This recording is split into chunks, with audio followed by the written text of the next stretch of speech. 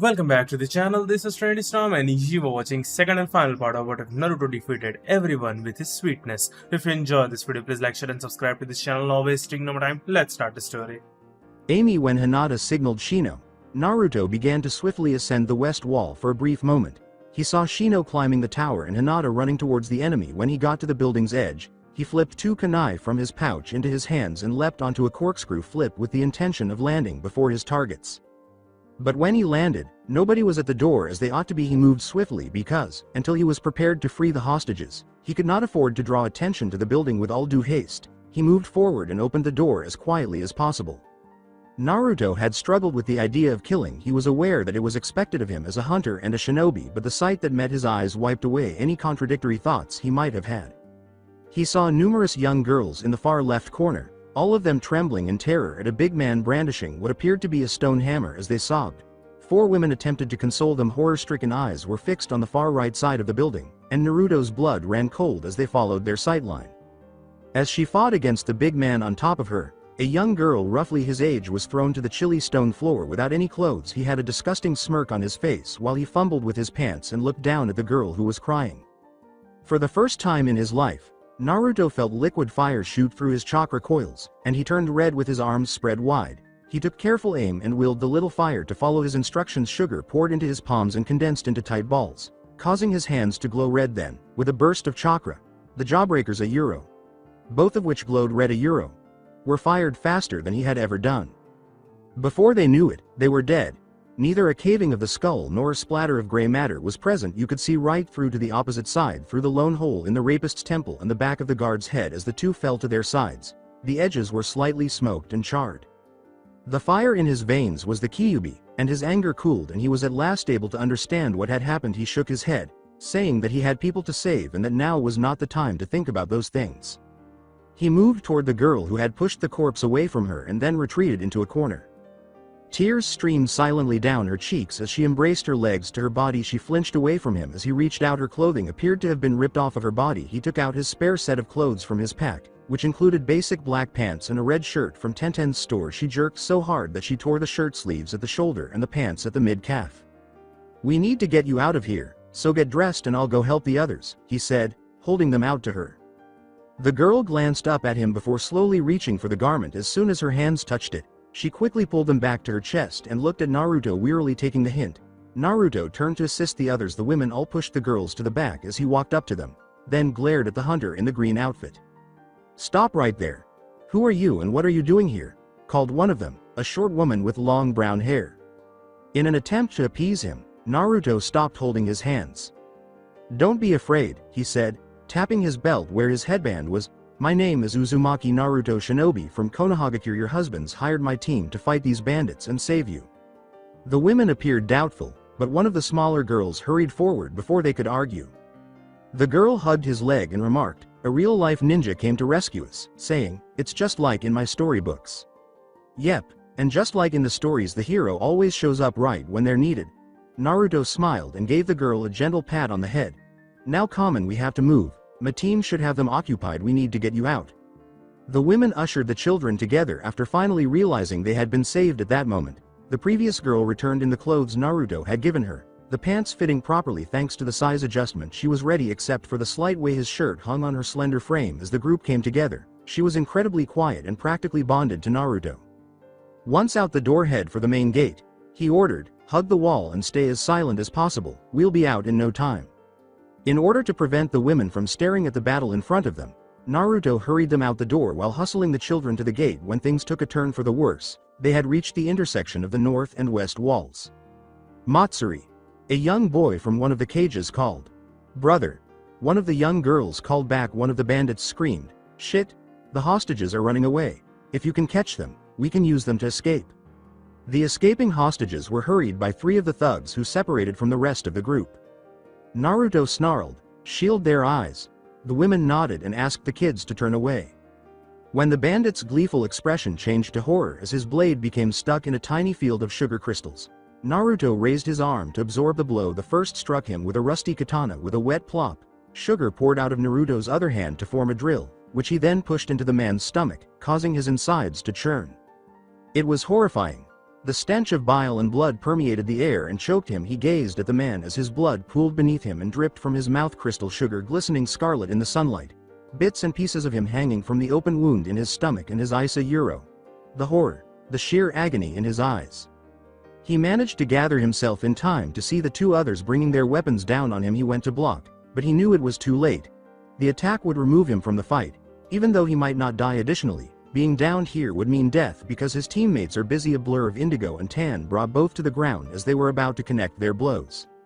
As they lay lifeless, Hinata's hands were on the backs of their necks. Naruto was astounded by the determination, fire, and expression in her eyes. Despite the circumstances, he couldn't help but blush because she was so stunning and lethal, similar to a tigress.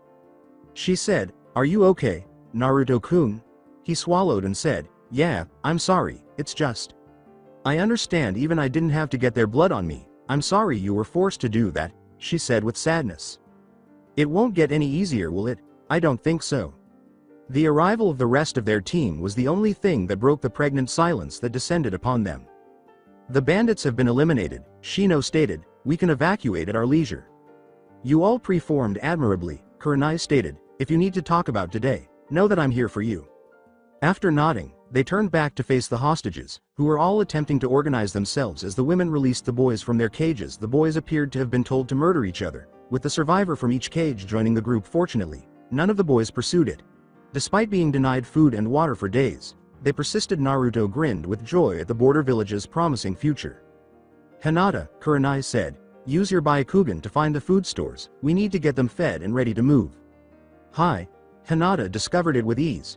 It was a tiny subterranean storage area in the fort's southwest corner. She was about to say something when she noticed it outside the storage room's walls. A skeletal figure was leaning against what looked to be a hidden door in a room, but what was dangling around the skeleton's neck was what made her gasp. There was a headband with a swirl mark carved into the middle, surrounded by bone and faded fabric. "At last," she declared, "I have located the food stores, along with something else." Kurenai asked, "Something else?" "A hidden room, and something more. There seems to be another room beyond it, yet something stops me from looking inside. It could be dangerous," Kurenai decided. "First let us feed the hostages, then we will see about this hidden room." Amy Kurenai led Hinata and Naruto back into the storage area after giving out some fruit and dried meats to the populace. Shino offered to look after the children and women who were recuperating. Using Hinata's Byakugan, they quickly inspected the far wall and discovered a panel that descended, exposing a lever. A pull caused the adjacent wall to slide to the left, exposing a pitch-black space. On his lips, Naruto said, "Cat eyes no jutsu." Naruto could see the room clearly after the jutsu went into effect, and when he looked to his left, he noticed an old torch. He picked it up and broke it, using his chakra to create a tiny spark that ignited the academy's fire-starting jutsu. In order to protect his eyes from the harsh light, he turned off his ocular jutsu before lighting it. He handed Kurenai the torch and said, "Here." Kurenai gave a nod as they made their way to the far side of the room, alert for potential dangers and kicking up dust with every step. But Hinata was bracing herself for what was coming. She was aware that the spiral represented Uzu and, more significantly, the Uzumaki clan. Naruto would either be very happy or very saddened by what was here, or perhaps both. Hinata stepped forward, determined to support him through whatever awaited them because she wanted to be there for him no matter what. Kurenai skidded to the ground before the skeleton, and Naruto was the first to notice it, pushing past him roughly with one hand lightly tracing the whirlpool etched on the headband. The other reached up to his mouth. Hinata had only just realized what the skeletal form was wearing, and his wide eyes were darting all over it. Naruto looked down at his brother, his family, a hunter like him, and the fallen Uzumaki. Hinata remarked, "He must have been held prisoner here." Kurenai remarked, "No, but if so, where are his shackles?" Naruto moved a piece of ragged cloth to reveal a kunai wedged between two broken ribs and said, "He was killed in battle, but why here?" "He wasn't shackled here." They thought for a moment. Clan shinobi bodies were frequently collected for study. Why would a single shinobi from the Uzumaki clan have perished in this secret room? "Kurenai-sensei," Naruto spoke, "could you help me move him? I would like to give him a proper send-off." Kurenai nodded as they gingerly raised the figure, which was held together by fading cartilage and ragged cloth. When Hinata called them back, her voice a little frantic, they were already halfway to the door when they returned. They discovered Hinata staring fixedly at a spot on the wall after carefully setting the body down. Kurenai exclaimed as she examined it, "It's a seal," noting that it appeared to be inscribed in blood. Naruto said, "Wouldn't it have faded by now, sensei?" "Not if it is a seal. The chakra used to activate it still circulates through it," preserving it. Naruto finally took the time to look at the seal and remarked, "I've seen this seal before." Naruto cut his thumb on a freshly formed sugar crystal while taping his fingers together, and then, before Kurenai could protest, he whipped it across the seal. "Naruto," his sensei admonished, "you have no idea what the seal may do. Even if it is a blood seal, it could be a trap." But Naruto wasn't paying attention because he was too enthralled with what he saw when the wall slid away to reveal another room. Shelves brimming with scrolls of every shape and size lined the room. The leather of the thick, bulky books was long worn and covered in layers of dust. In the far left corner were plain wooden chests that were waiting to be opened. The chests were engraved with pictures of deep forests, rivers, and canyons. In the right, there were wicker baskets stacked to the ceilings. One of them was open, showing that it contained some kind of cloth. However, the focal point of the room was what caught Naruto's attention. A huge tapestry that was dust-free and exquisitely woven was hanging on the distant wall. It had a huge swirling whirlpool in the middle, rimmed by crashing waves, deceptions of a vast array of things, including life, nature, battle, and frequently all of the above, were present all around the whirlpool. It had an odd effect. Their gaze wandered, and as you might expect when a tiger stalks its prey, you would later see it nursing its young. It was a unique cycle that kept changing and shifting but always ended up in that enormous whirlpool. In a mild daze, Naruto approached it and, before he could stop himself, stumbled over a small box on the ground. When Naruto examined the box, he discovered that it was composed of plain wood rather than ornate or engraved like the others in this area. He opened it, and the contents made him gasp a little. It appeared to be a polished bronze gauntlet that was designed to reach the elbow. Only the backs of the hands and the fingers, which ended in sharp claws an inch long and curved like a tiger, were covered, not the palms of the hands. The bronze was engraved with numerous seals, but Naruto was unable to decipher them at his current level. Just as he was about to shut the box, he noticed a scroll tucked away in the silk lining. Naruto put down the box, opened the scroll, and started reading. "To my family, wherever you are at this moment, I am Hunter Uzumaki Akira, and these will be my final words under my brother's last orders. I was traveling to Konoha with 4 other hunters to protect my niece, his daughter. I suppose it wasn't meant to be, but we had come very close. I'm starting to think that our discovery was a lucky break. We couldn't have preserved what remained of our culture if we hadn't been. We fiercely defended this room, which is all that remains of Whirlpool. Pay close attention to my last moments, then take my weapon so I can serve the clan once more. I am Rending Claw of the West Winds, Uzumaki Akira, and I lost my life in combat." As Naruto continued to read, his hands began to shake a little. This man was his blood relative, and he carried on with a renewed sense of resolve. "We were all sworn to the Uzumaki clans and Whirlpool's protection, and we were dubbed the Four Winds. Mistress of the Southern Gale, Uzumaki Reika Kato Uzumaki, the East's Tempest Fist.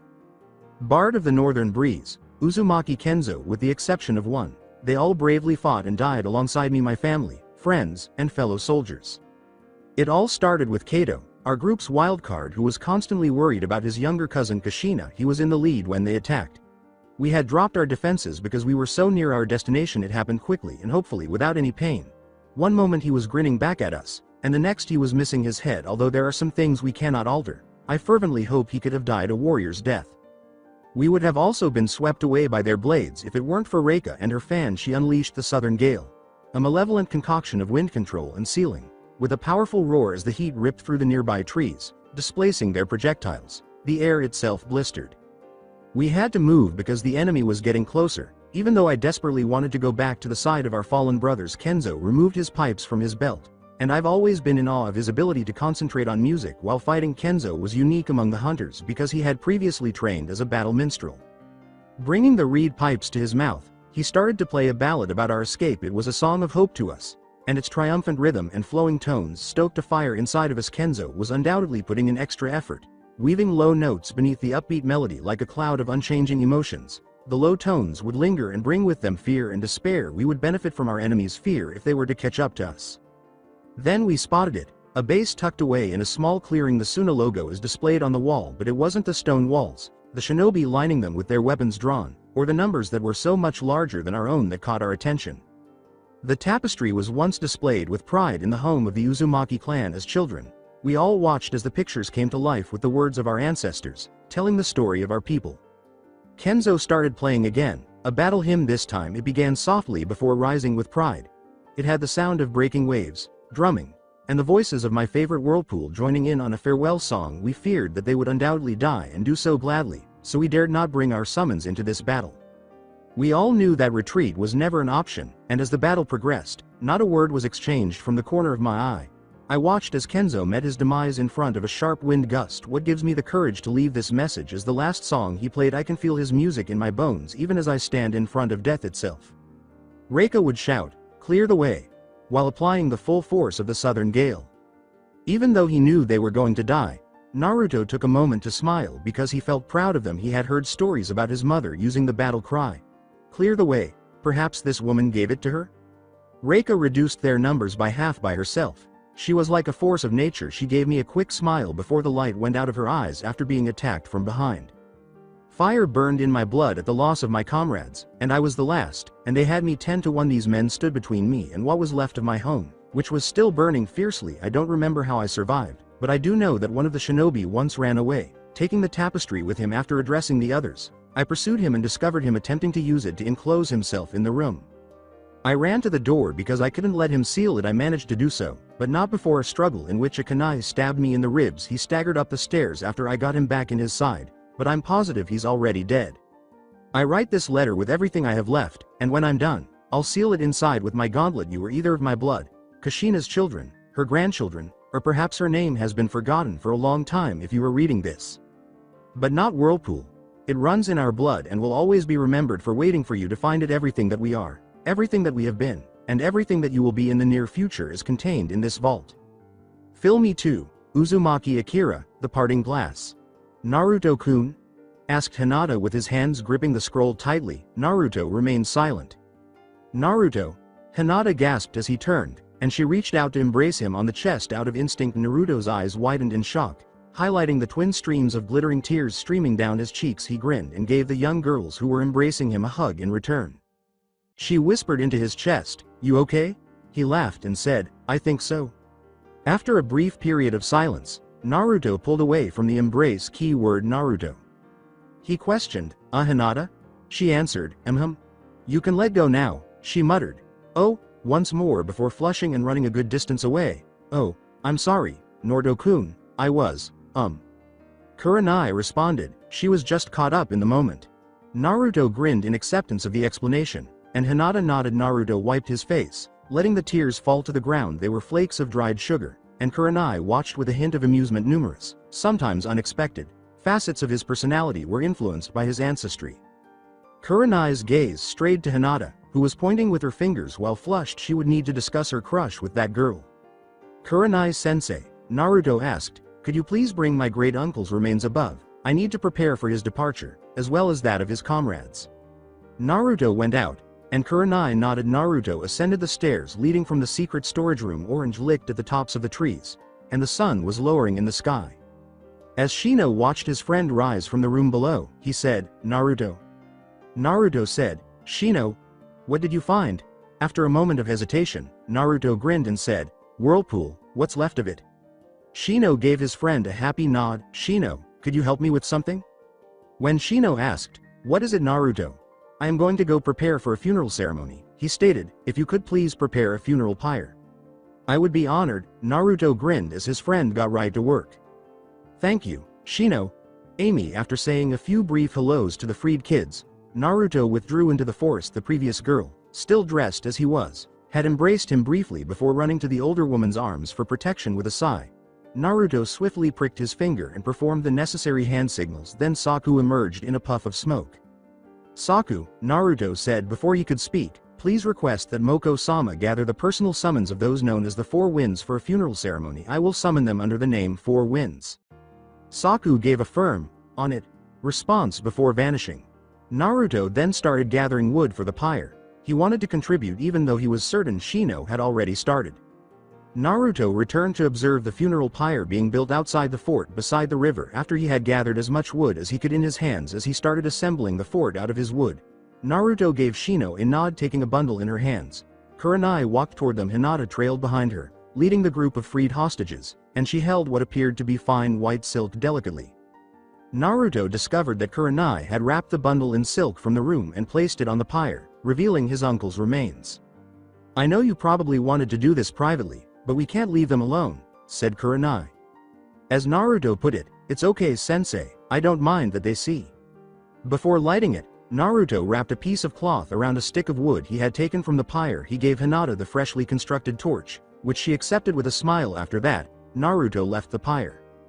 Naruto pricked his finger and said, "Back up please, I'll need room," before demonstrating the hand signals for Kachiyose no Jutsu. 4 winds. 4 large forms stood in front of the pyre. In a puff of smoke in front of him were 4 tigers twice Saku's size. Their fading orange fur was covered with a cloth. The person in the middle said, "Thank you," in a low, aged voice. "I had almost given up on seeing this day." Naruto questioned, "You are Akira's summon, aren't you?" As the tiger said, "Yes, I am Hiroki, and those behind me are." "Yazuki," said the tiger's graceful, lavender-draped voice, "I am obligated to Kenzo." Another male voice from a tiger with a red cloth said, "Keisuke, I am bound to Kato." The final person to speak was the one wearing a yellow drape. "Nariko," she said tenderly, "I am bound to Reika." Naruto said, "I am glad you could all make it. Should we start?" As Hiroki turned and dropped a package he had been holding with his tail, the 4 nodded wrapped in flimsy cloth. Naruto opened it. He noted the sake bottle and the 5 little saucers. As he set the glasses in front of the tigers and kept one for himself, Naruto uttered the words, "Whenever you are ready." After a brief pause, Hiroki turned and walked around the line of saucers in front of them slowly. The others turned and followed. In his aging voice, Hiroki sang, "Oh, all the money that I spent it in good company." Reaching behind him, Hiroki took the green cloth from the forest in his mouth and threw it so that it covered his fallen partner's remains. It was a funeral shroud with an orange whirlpool in the middle and forest vines embroidered along the edges. As the tiger moved around the pyre to make room for the next, Naruto then poured the sake into Hiroki's glass. Yazuki continued the hymn with a voice that was both sad and happy at her partner's eventual resting place. "And all the harm that I've done, alas, it was to none but me." Yazuki moved forward and covered the far end of the pyre with the shroud she had taken from her back. With her eyes focused on the lavender shroud adorned with musical notes and the same orange spiral at its center, Naruto poured her glass as well. With a low, eerie bass, Keisuke uttered, "And all I've done for want of wit, to memory now I can't recall." Just below the center of the pyre, Keisuke stepped forward and draped a red shroud with a spiral center and gold trimming, slightly covering the lavender one. As Naruto filled his saucer, he also rounded the pyre. Nariko's gentle voice concluded with a hint of delight, "So fill me too the parting glass. Good night, and joy be with you all." She also covered the pyre in the middle of the same whirlpool with a simple yellow shroud. After pouring her own glass, Naruto turned to face the tigers, who were now all positioned in front of their glasses. He took the bottle in his hand and placed the last glass at the base of the pyre. Naruto stood in front of the pyre and sang, "Of all the comrades that I had, they're sorry for my going away." Saddened by the loss of a family he had never known, his eyes glistened with unshed tears. He went on, his voice piercing the still air, "And all the sweethearts that I had, they would wish me one more day to stay." After pouring the sake onto the pyre in a line from the feet to the chest and then skillfully pouring a spiral pattern above the heart, Naruto added, "But since it falls unto my lot that I should rise while you should not," then he picked up the saucer in his hand and filled it at the base of the pyre. "I'll call softly," he said humbly, "and I'll rise gently." After they finished their saucers, they all joined in the final line of the funeral hymn, "Good night, and joy be with you all." With a burning sensation in his throat, Naruto moved forward, trying his best to conceal the pain in his heart. He pointed to Hinata, who gave him the torch while wearing a dejected expression. Naruto moved slowly around the pyre, lighting it from all sides and from the bottom as they silently paid their final respects to their partners. The tiger summons simply watched with heads held high. Naruto stood next to the summons and stared at the fire as he completed his task. Kurenai broke the silence by saying, "Naruto, take your time here, but be prepared to depart by morning. Your teammates and I will be returning to the fort to set up camp." "Hi sensei." As the others filed back into the fort, Shino bowed to the gathered summons, and Hinata imitated him. Before departing with the others, Shino said curtly, "My condolences for your loss." Following the bug user, Hinata said in a quiet voice, "Mine as well." There was a soft pop as Keisuke stood with 6 more sake bottles in front of him after everyone had left the clearing. "Now that they are gone, we can continue the ceremony," he said. Naruto asked, "The part of the ceremony where everyone gets drunk?" "It had always been the way of the Uzumaki to not mourn death, but celebrate life," Hiroki said. In her gentle, maternal voice, Nariko continued, "The 4 winds led lives full of adventure, triumph, and love. We gather here to celebrate that life." And you Naruto now have no excuse not to join in the festivities. Yuzuki spoke gleefully, as a fully realized hunter sharing a drink or two in memory of fallen comrades shouldn't be a problem. The problem is that a drink or two with you tigers becomes a drink or 12, Naruto murmured.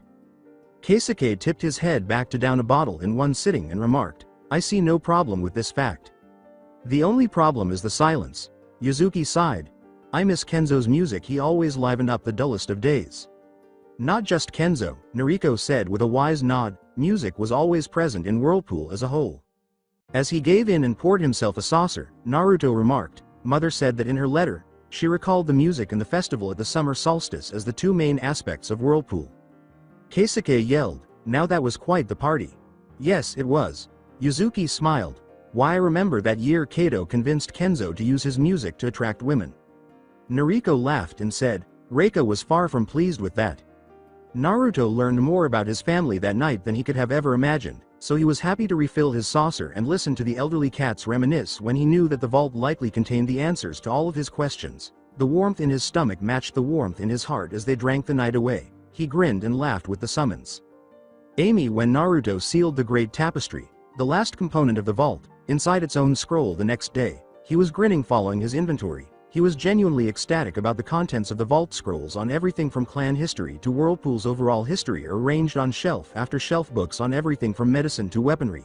Everything that Whirlpool's merchants and artisans had learned and utilized to create their goods. He discovered the silkiest silks in soothing blues, vivid oranges, and exquisite whites in the baskets. Each piece is embroidered with silver and gold wave-like designs. He discovered lovely paintings of what he could only assume was the Whirlpool village inside some of the numerous chests that lined the walls. Someone created numerous masterpieces atop a hill as the sun rose or set or the moon shone its silvery light down upon it. Whirlpool gleamed in all its splendor, with countless buildings made of stone and wood mingling with meandering rivers and streams. He discovered molds for forging shuriken and kunai in another chest, but they weren't the ones he typically saw. Although Naruto was aware that there were many different kinds of shuriken from his training with Tenten in the weapon shop, he had never seen any like these. It had just two heavily curved arms that formed a circle with a bladed edge. Given that the arms resembled a whirlpool, Naruto grinned, assuming that the Whirlpool ninja had used them since he had observed that the majority of Konoha shinobi used the four-pointed star type. Naruto pondered absently whether each village had its own preferences when it came to shuriken. The kunai molds were also peculiar when he compared them to his existing kunai. He noticed that the blade was narrower and had a finer point. His kunai, which was mainly used for thrusting and stabbing, bulged at the base. These kunai appeared to be especially well suited for throwing because of their lighter, more streamlined appearance. The molds came with instructions on how to forge the weapons, what metals to use, how much heat to use, and other things. Naruto discovered something amazing when he lifted the cloth that lined the box's bottom. There were 20 kunai and at least 100 shuriken lining the bottom of the box. Rust orange was used to wrap the kunai's handles, and a tiny whirlpool was engraved directly above each handle. Naruto placed the 50 shuriken and 5 kunai in the appropriate pouches on his person after taking them out of the box. Even though he was carrying 6 medium-sized scrolls, Naruto felt as light as a feather. He was even content not to rip into the cowards who gathered in the village square to welcome them.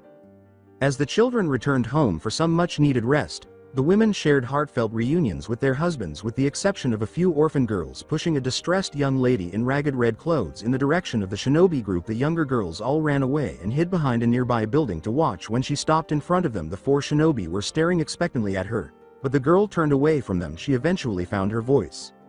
She whispered, I won't be able to return your clothing, ninja-san. That's all right, Naruto said with a smile to his newest sweetheart. I have plenty more at home. You can keep them and please call me Naruto. The girl moved forward and bowed, saying, thank you so very much. She then quickly got up and kissed the hunter's whisker-stained cheek, saying, I'll cherish this gift forever, Naruto-kun. Amid the laughter of young girls and the older women who came to welcome the returning people, she vanished in an instant. Kurenai watched with laughter as Naruto's face turned as red as his sucker, leaving Hinata torn between anger and jealousy. She grinned and said, come on, let's go home. Amy Naruto entered the Wolf Claw with a smile on his face the next day. They had returned to the village shortly before noon. He and his team were released for the day following a brief mission briefing with the elderly man. Naruto intended to investigate the possibility of using the unusual kunai and shuriken molds he had discovered. Fully expecting to see his self-proclaimed fianca copyright behind the counter, Naruto headed to the register only to discover it empty. The arms that slithered around his shoulders spared him the trouble of wondering where she was. Tenten inquired, "Where have you been, Naruto?" He answered quickly and a little shakily, "I was on a mission." "Oh," the girl said sweetly, "it must have been quite the assignment if you weren't able to let me know before you left. Quite the emergency to keep me waiting for hours here in this shop 3 days ago. Looking forward to continuing your training." With the kunai at his throat, Naruto swallowed. "It was our first C-rank buns," Naruto assured them, "give me a break." The girl thought about releasing her grip and said, "Well, I could, but you'd owe me something." Naruto grinned. Typically, Tenten would be in control in this situation, but Naruto had something to work with this time. On the way back, he had made the decision to give Tenten the Whirlpool Shuriken and kunai models as a token of appreciation for her assistance. Naruto unfurled a scroll and rapidly lost its contents, saying, "How about this? One of the vault's elaborate chests." Tenten cautiously examined the box, taking in its fine craftsmanship and elaborate carvings, but why had he given her a box as a gift from the village he had visited during his mission? Observing her perplexed expression, Naruto said, "Open it." Tenten's eyes brightened as he lifted the lid and saw the molds and the notes on forging said weapons inside the box. She could barely control the squeal that was about to burst from her throat when she got to the bottom and lifted the cloth. She took one of the kunai out of the box and looked at it in the light. Like Naruto, she observed the distinction from those in Konoha, but Tenten also made other observations. In contrast to the kunai in Konoha, which weighed more in the center than anywhere else, the blade's weight was extremely uniform. Since it fell from the center, the blade was able to remain pointed at its target and not spin off at strange angles, so this did not significantly affect the aim. However, the bulge near the base meat for support when thrusting the blade caused some wind resistance, and the additional weight did cause them to drop significantly. In contrast to other throwing knives she owned, these blades appeared to be specially made for throwing and weren't overly small or fashionable as they ought to be. They were straightforward, well made, and efficient. Although the thin blade would be more likely to break, she wouldn't be picking it up if she hit something powerful enough to shatter it. She would wager that it flew more silently than a typical kunai and was much more aerodynamic. After nodding, she turned to face the shuriken that her other hand had secretly removed from the box. It was dangerous to grasp from anywhere other than the center because both arms were sharpened to a lethal edge.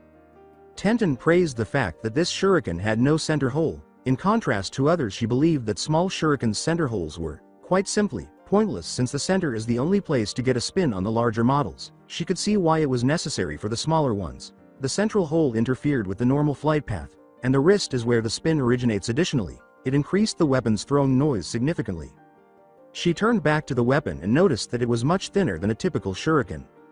Although the center did become somewhat thicker, it was still only a quarter of an inch thick. As she moved on to the arms, she saw that they gave the weapon a fully bladed, pointless edge. It vaguely brought to mind a frisbee she used to play with the other children at the orphanage when she was younger. She was also reminded of the young Naruto, who was hiding in a field corner with a mouth full of taffy. Tenten shook her head to get rid of the thoughts that always made her feel depressed like the other children. She had paid no attention to the boy. She would rationalize that it was because she was young and it was simple to follow the herd, which was accurate. However, she felt terrible when she remembered how lonely he appeared at times. Returning to her observations, she understood the importance of her comparison to frisbee since she could put the disc anywhere she wanted. She recalled that none of the kids wanted to play it with her. Putting the right spin on it and making it go in one direction or another and out of other people's reach was easy. In fact, it was one of the things that led to her passion for weapons. When she saw that these would be much more nimble than the slandered, she grinned. Naruto cut in, "They are of Whirlpool make, probably some of the last to ever be made." With a cunning smile spreading across her face, Tenten asked, "These are from Whirlpool? Does allowing me to have these mean you're embracing me as your fiancé copyright?" "These aren't Uzumaki clan weapons," Naruto clarified. "They're from Whirlpool. I figured that your shop could make and sell them for use here." Tenten said, "I think they could. But why would you share them with the village?" Tenten asked. "Whirlpool is your ancestral home. I would have thought you would like to keep it to yourself." "To be honest, I thought about it, but," Naruto sighed. He grinned and took off his cowl, forgetting how Tenten had been bothered by it when he wore it in the store. "Konoha is my home now," Naruto stated. "On top of that, I don't want Whirlpool to be lost. It takes years to learn to forge weapons with any amount of skill. With my career as a shinobi, if I held on to these, they may have never seen the light of day again." Pointing to the orange swirl there, Naruto turned away from Tenten. "Look familiar?" Tenten replied, "It's the symbol that's on the back of all the Konoha flak jackets. It's even on a lot of the normal ninja clothing." "That is the symbol of the hidden Whirlpool," Naruto stated. Today it is used as a symbol of friendship and goodwill, but for me it's a reminder that Whirlpool still lives today. He turned back to her and said, "So you take those molds to your boss and help me to keep Whirlpool alive," while pointing to the molds. Tenten grinned at the present because it would be the only store selling them, generating income for the place she thought of as a second home. Then, as she weighed the kunai in her palm, she stopped. "If you were going to have them made here to begin with, why give me these?" she inquired. Naruto paused on his way to the door and put a hand behind his back while blushing slightly and laughing. "Well, you see," he chuckled, "there aren't enough to use effectively right now, and I have no place for them in my apartment, so I figured I'd unload them on you." With a smile, Tenten said, "You got me a gift." "No, I didn't. Did too. Did not," Tenten said softly as he moved up on the stumbling blonde. "You like me." As Tenten approached him with a noticeable sway in her hips, Naruto limped to the door. He almost burst out laughing when he felt his back strike the door, and he watched in horror as she prepared to leap. Tenten crossed her arms over her chest and gazed out at the busy streets, sighing as she watched him vanish into the village. "I'll get you yet, Uzumaki," she muttered, "and when I do that blade will be mine."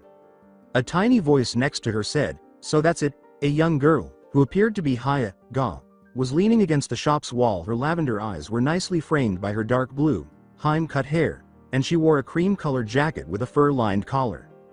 Tenten asked, unsure of who she was speaking to, "Excuse me. I was coming to let Naruto know that our sensei informed us we would not have formal team training tomorrow." The girl stated, "My name is Haya Hinata, by the way." "I'm Tenten," she had answered. "Do you know my teammate Neji?" Quite quietly, Hinata replied, "He's my cousin." "Ah, well, Naruto left a few moments ago."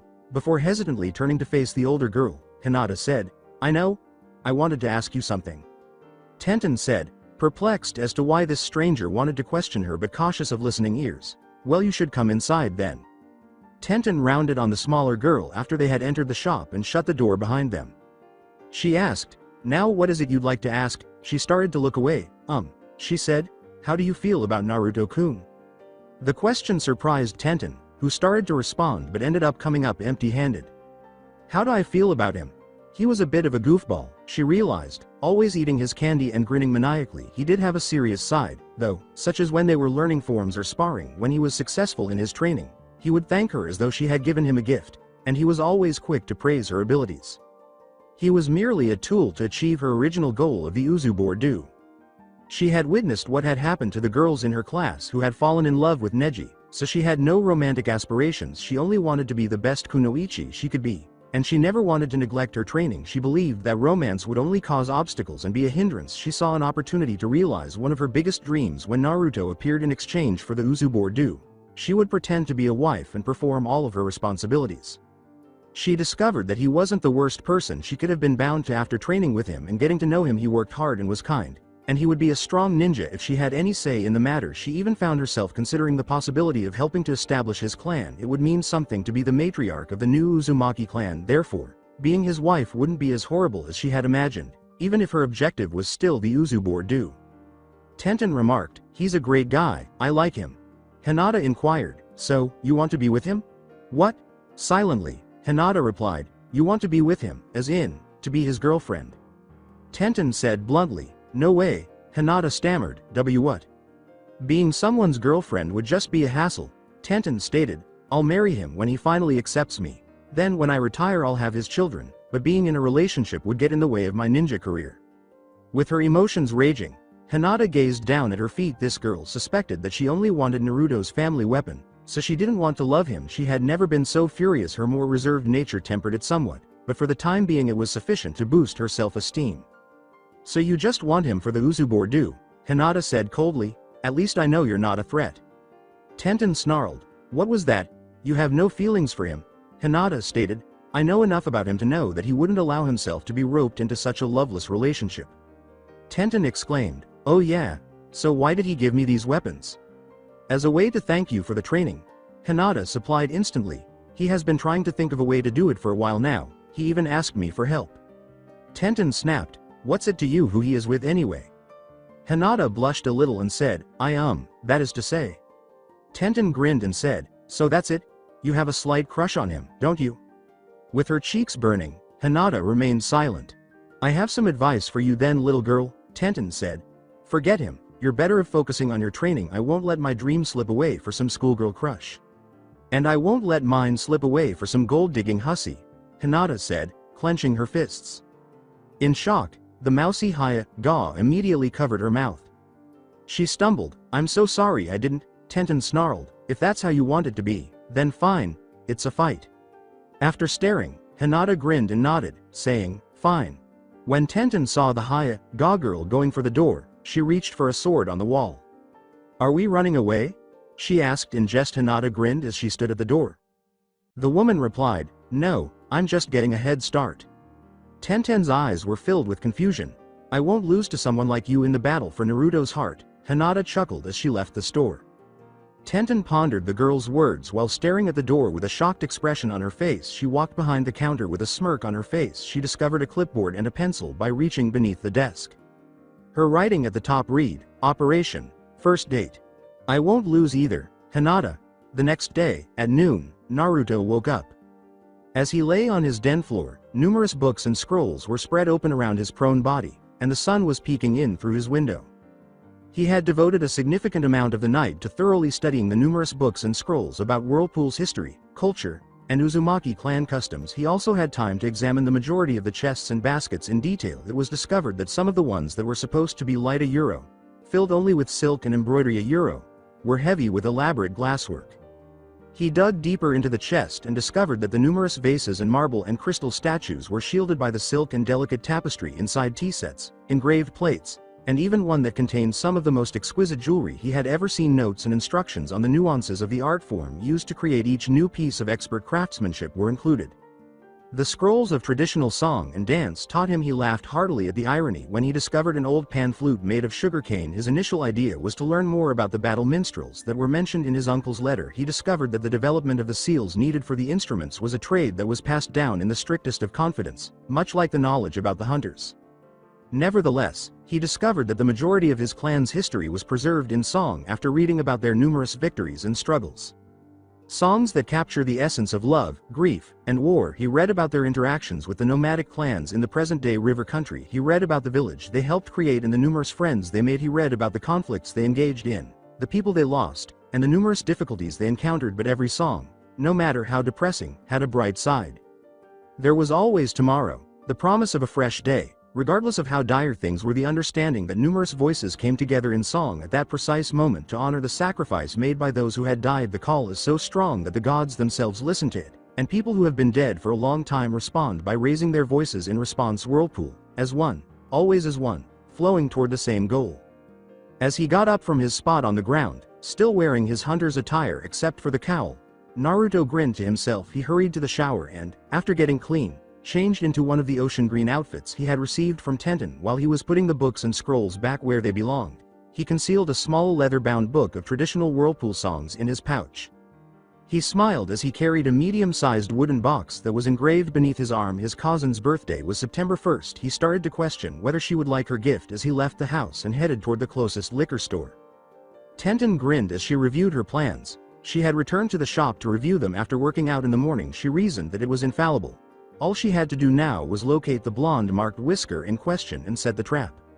She had come to the conclusion that the girl was correct after speaking with Hinata. Her earlier strategies were not going to work. She was certain that Naruto found her attractive, but he had not reacted favorably to her advances. Becoming flustered, he would, however, avoid making physical contact, and she was certain that any boy of his age would have absorbed that. The only explanation was that she was approaching it incorrectly, as Hinata had stated.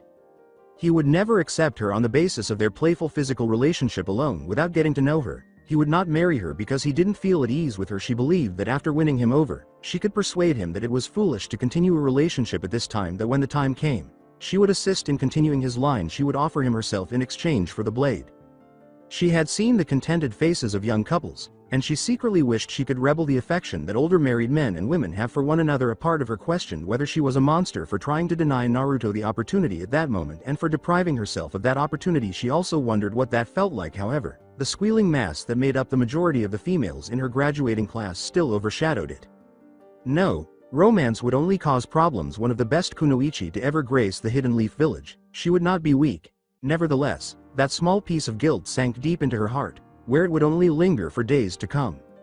She told herself, when the time comes, Maybe, then I can show him that kind of love. The sight of her quarry strolling calmly down the street with a box under his arm and a small paper bag in his hand interrupted her moment of reflection. She smiled, put her plans in her pocket, and informed Dustin that she was leaving. She hurried out the door with the intention of catching up to the blonde, but instead she ran into someone and fell into the street. Hinata woke up at 8 that morning, which is late for her usually, but it was acceptable because team training had been cancelled. She got up quickly and dressed simply in shorts and a black top for her morning activities. They had breakfast with her uncle and cousin after she joined her father and sister for a few morning stretches in the compound's central training ground at about 11:30. She walked out of the compound wearing her regular coat and headed to Naruto's. For the first time in what felt like forever, she was angry. How Tenten could be so frigid was beyond her comprehension. Love, according to her mother, is the most amazing thing that two people can have together, that the joy it brought would last a lifetime, and that the trust that created that love should be treasured. In her eyes, it was astonishing and infuriating to think that Tenten saw it only as a hindrance. She was angry because she believed the girl was violating her mother's beliefs, and amazed because she questioned what had led her to perceive things in that way. Her convictions. The thing Hinata told herself was, she is an orphan like Naruto. She never witnessed the love between a mother and father. She doesn't fully understand what it means to a child to see them together. Seeing her parents together was one of Hinata's favorite memories. Family took precedence over clan norms and regulations behind the closed doors of their bedroom, where she and her mother would laugh and smile while her father held her. She doesn't understand, she doesn't know what such moments mean for a child. When Hinata saw Naruto leaving a liquor store, she quickly stopped thinking. He appeared to be holding one of the vault's chests in his hand along with a small paper bag. She followed him without thinking twice, and after squeezing through the throngs of villagers, she finally saw him. She was jogging ahead with her arm up to shout when she was knocked down and the person who had knocked fell to the ground. At a slow pace, Naruto approached the orphanage's front door. He wondered how long he had been gone. As he opened the front door, he had changed a lot since his last visit, which had been a year ago. Candyman. The children did remember, though. The young boy was wandering around the foyer when Naruto entered, so he reached into his pack and produced one of his homemade suckers, cherry, and handed it to him. As the boy savored his treat, he inquired, "Have you seen the matron?" Pointing to the backyard, he nodded with a smile. Naruto ruffled the boy's hair and moved to the back. He passed the kitchen, where the staff had made the children's meals every day, mostly stews and simple rice dishes, with the occasional chocolate cake made by the matron. Those were good times.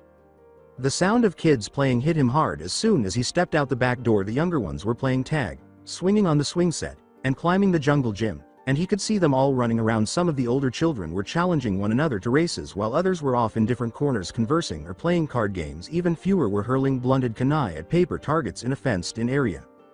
He noticed the matron at the opposite end of the yard using a jump rope to referee a tug-of-war between two small groups of boys. Two boys ran straight past him as he was about to approach. As they roared past, shouting something recognizable, they both appeared terrified to death. He was perplexed by what he saw until a young girl carrying a big stick appeared from around the corner of the house.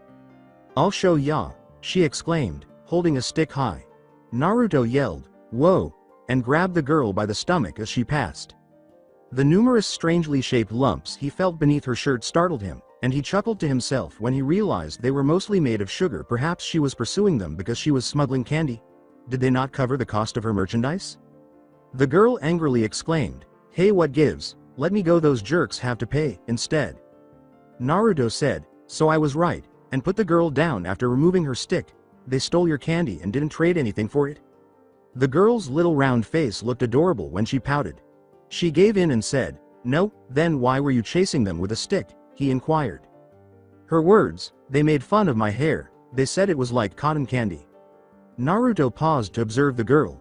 It was true that her vivid light blue hair looked like cotton candy. "Well," said Naruto, lowering himself to eye level and placing his hand on the girl's head, "I happen to like cotton candy quite a lot." After laughing at the girl's disbelieving gaze, Naruto grinned and scratched the back of his head. Then he added, "Besides, my hair is yellow like a lemon." He grinned, "At least your hair is something sweet, and it's yours. You shouldn't be bothered by what they say." "Amaya. My name's Amaya," the girl said with a smile, her pale blue eyes gleaming up at him. "Well, Amaya, I think your hair is perfectly fine the way it is, even if it is the color of cotton candy." Before she could see the Konoha headband he wore around his head when he wasn't wearing his hunter's garb, Amaya pouted again. She jumped up and down, pointing a hand at the headband as her eyes brightened again. "You're a shinobi," she cried. He said, "That's right." She chuckled, "Just like Tusan?" Naruto asked hesitantly, I'm sorry Amaya, but who is your Tusan? Amaya answered, I don't know his name, but I know he is the strongest shinobi there is, and one day he'll come, just like Ka-san said before she. Naruto gazed down at the young girl with sadness. He had never known a mother before the matron, and he couldn't imagine losing one at such a young age. When he put his hand on the girl's shoulder, she looked up at him, her pale eyes glimmering with tears and her breath catching slightly. Hey, he said, it's okay, it's like you said your Tusan will come for you, right? I am sure he's somewhere close by, just waiting for the right time to take you home. She sniffed and said, you mean it? Of course. Naruto heard, Amaya, and turned to see the matron approaching from the other side of the yard. She said, Amaya, dear, are you okay? Amaya gave a nod. Come inside dear, we'll get you cleaned up, she replied. Naruto, please wait in the kitchen, I will be right with you. As the matron escorted Amaya away to wipe away her tears, Naruto nodded. If he had looked more closely, he would have seen Amaya whip at her cheek in one last glance at him like so many tiny snowflakes. He would have watched as the tears flaked and fell to the ground. Hours had passed since Naruto and Amaya's encounter. He hadn't seen Amaya or any of the kids since Michiko, the matron, had looked after her. He had followed Michiko from the kitchen to her office, where they had spent the next few hours reminiscing about their time apart over the past year. She told him about her experience managing the orphanage, and Naruto shared tidbits of his training with her. She informed him of all her new charges as well as those who had gone on to join families or the shinobi corps.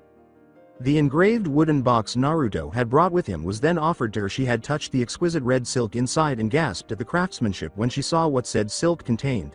Her eyes glowed. A set of 6 marble-carved sake glasses and a tiny pouring glass. But this marble, which had a deep forest green hue, was unlike anything she had ever seen. Here and there, black stripes slithered across the surface, giving the set more depth. Naruto had informed her that is Connemara marble while she was examining one of the tiny spectacles. It can only be found on a small island off the coast of what was once the Whirlpool Village. Happy birthday, Ka-san. She expressed her admiration for the gift by saying, oh Naruto-kun, it's beautiful. Naruto took out the little paper bag he had purchased from the shop. He produced a tiny bottle, this one orange. From inside, as the aroma of peaches filled the air, he broke the seal on top of it and poured it into the pouring glass. As he poured them each a glass, Naruto grinned and said, it's peach flavored. He laughed uneasily when he saw her look somewhat disapproving. I got the one with the lowest alcohol content I could, said the man. As I told you, I recently began to learn more about my people and they were quite spirited. Oh, inquired Michiko. Yeah, said Naruto. They were fond of a drink from time to time, and in my opinion they looked for far too many excuses. Naruto sipped from his glass a little, but I find myself gaining a taste for it, and I am legally an adult now and in the eyes of my clan. I understand, just don't make it a habit of getting drunk and showing up here. I get enough of that from Enko-chan, Michiko said, laughing and taking a sip of her own glass. The idea of the older girl, who had reportedly spent some time here as a young woman, made Naruto laugh. She was a crazy person who had repeatedly stumbled onto the grounds and dozed off on the couch. Michiko raided her glass as Naruto raised his and said, deal. When Naruto said, we drink to your coffin, he started to get odd looks. May it be built from the wood of a 100-year-old oak tree. Greeting his surrogate mother with a smile, Naruto said, that I shall plant tomorrow. As they both drained their glasses, Michiko chuckled and asked, why did you get me a sake set anyway? Naruto poured them another cup and said, well, I figure it's a very stressful job and you might like a drink from time to time. Then how did you know peach was my favorite? Michiko hummed suspiciously. For a brief moment, Naruto stumbled out a response, almost spilling the drink. Well, that is to say. Flatly, she said, Naruto, I may have, he started to say, accidentally, taken a tiny sip from the stash under your desk when I was 5. Naruto! Exclaimed Michiko. Naruto exclaimed, it smelled sweet, I thought it was candy. As Tenten watched Naruto follow the matron and the young girl into the building, she let out a sigh. She had followed Naruto here, hoping to catch him after he finished his business, but it didn't look like that would happen anytime soon. Her pale-eyed rival was lying on the roof a few feet away. When she looked to her left, the veins surrounding the girl's eyes were swollen, and Tenten was jealous that she didn't have the Byakugan for the first time. Tenten had initially accused Hinata of following her, but this was swiftly disproved by the fact that this rooftop offered the best view. In order to find out what Naruto was doing at the orphanage, they reluctantly went down together. Both were aware of what the other was going to do that day, and neither wanted to give the other the upper hand by moving. Tenten briefly felt a little foolish for following a boy around in this manner. She was no better than those blathering fools from her graduating class, wasn't that right? Then again, She reasoned. This would help her shinobi career. Her abilities could only improve if she were to acquire a weapon like the one Naruto is holding. Hinata was momentarily embarrassed by their present behavior as well. What would her father say if he knew that she was watching someone like this while using the prestigious Byakugan Toa? Not stock, that sounds so embarrassing. No. Her only purpose was to ensure that Tenten girl couldn't get hold of him. She was only there to protect him from her cunning schemes. He had come and gone from the building, and they had both observed his interactions with the young girl with the cotton candy hair. Tenten was taken aback by his handling of the girl. She was able to decipher some of the body language from her position. He soothed the girl when she was upset, and he soothed her when she was depressed. The idea that the sugar fiend had a talent for children was odd. She assumed it was good for their future because she wasn't very good at handling emotions and had a short fuse after losing touch with other girls her age during the academy. She had developed this trait. She had little time for games after joining the academy because she was always training. The same thing had caught Hinata's attention, and she was impressed by Naruto's handling of the girl. After spending some time learning the skill, she briefly turned on her Byakugan during the conversation. In the hopes of reading some of the conversation, she noticed something odd. A tiny chakra concentration on the girl's chest, close to her heart, but no, it belonged to Naruto, not to her. What could be causing this astounded Hinata? She also observed that the girl's own chakra appeared to cling a little to Naruto's, which is located close to her chest. Among family members, such a sight was not unusual. It was common for civilians who were unable to control their chakra to lightly latch onto one another, and close family members were known to have similar chakra signatures. The interaction fosters affection and a feeling of intimacy, akin to that of family. It had primarily been reported in parents and their offspring, as well as close siblings. In most cases, a mother's chakra will unconsciously attach itself to her child's coils, promoting further growth. Naruto would need to be related to the young girl in some way for this connection to exist.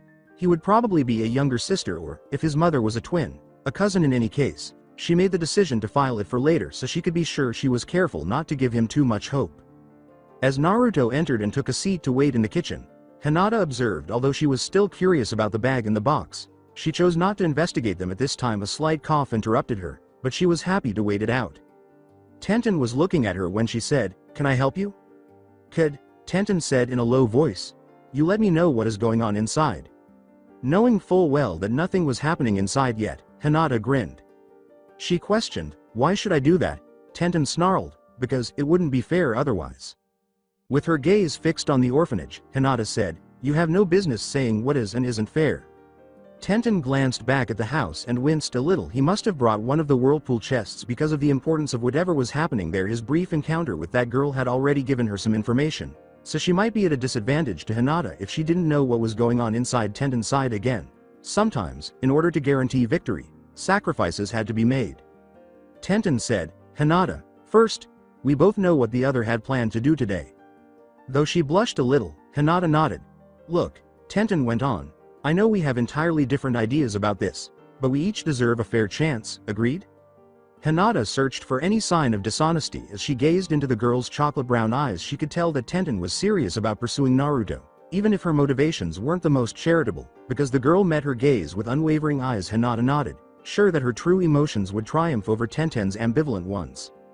"So here's the deal. You tell me what's going on inside, and I'll step aside and let you have first shot at a date with him." Hinata let out a small gasp before focusing her gaze and starting to think about what had been said. Asking, "First shot?" "Yeah," said Tenten. "You have to promise that he will give me a chance to?" Tenten needed to make sure she wasn't losing the fight here, but she wasn't sure if Naruto was the kind to play the field. Naruto was certain to give Hinata a try as well, provided that she gave her consent. After their date, Hinata was thoughtful. On the one hand, she might lose her courage and decide not to ask the boy out. Tenten charges in and takes a swing at Naruto. In contrast, she puts herself and Tenten on equal footing and is assured of a first date with the blonde. It was undoubtedly her best option, so Hinata nodded. Hinata concluded, "Deal?" Tenten nodded and extended her hand to shake hands with the smaller girl. The transaction was completed with a single, firm shake. After a moment, Hinata returned her focus to the house and started giving Tenten information. "It seems like," initiated the girl, "it's the matron's birthday." Naruto was sitting in the matron's office with 4 empty bottles of peach sake on the table. It was late and the sun had already set as the matron did her best to carry on with the story she was recounting. They were both laughing. "So her breath caught. You fell and landed right in the berry bush with Shinji, then come rushing in the door yelling. I swear, it's not blood." Naruto chuckled. Both of them were smiling and warm in the chest after a brief moment of relaxation as usual. Naruto had missed the matron a lot, but he had made the decision to avoid her as much as possible for the benefit of the children. Machiko started by saying, "It's late, Naruto-kun. You can stay here if you like." Naruto stood and nodded. Naruto inquired, "Is my room still open?" Machiko gave a single nod, then shook her head and gasped. "I just remembered I had given that room away," she exclaimed. Naruto headed for the door, saying, "It's okay, I can sleep on the couch."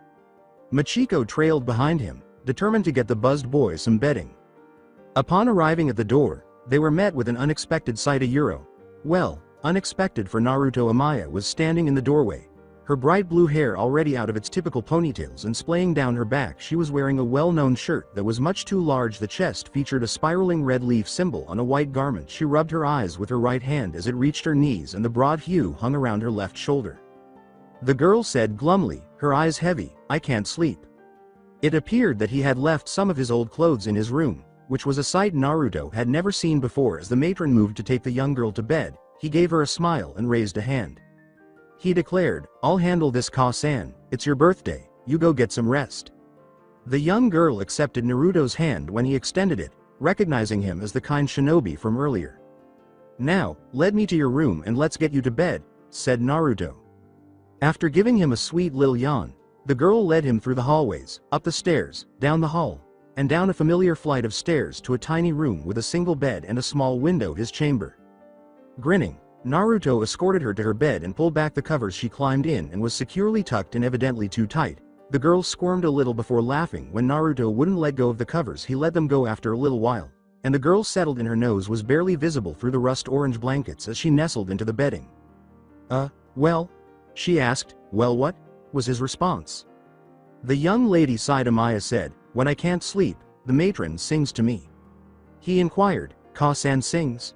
"Yeah," replied Amaya. "Almost as good as my Ka-san used to."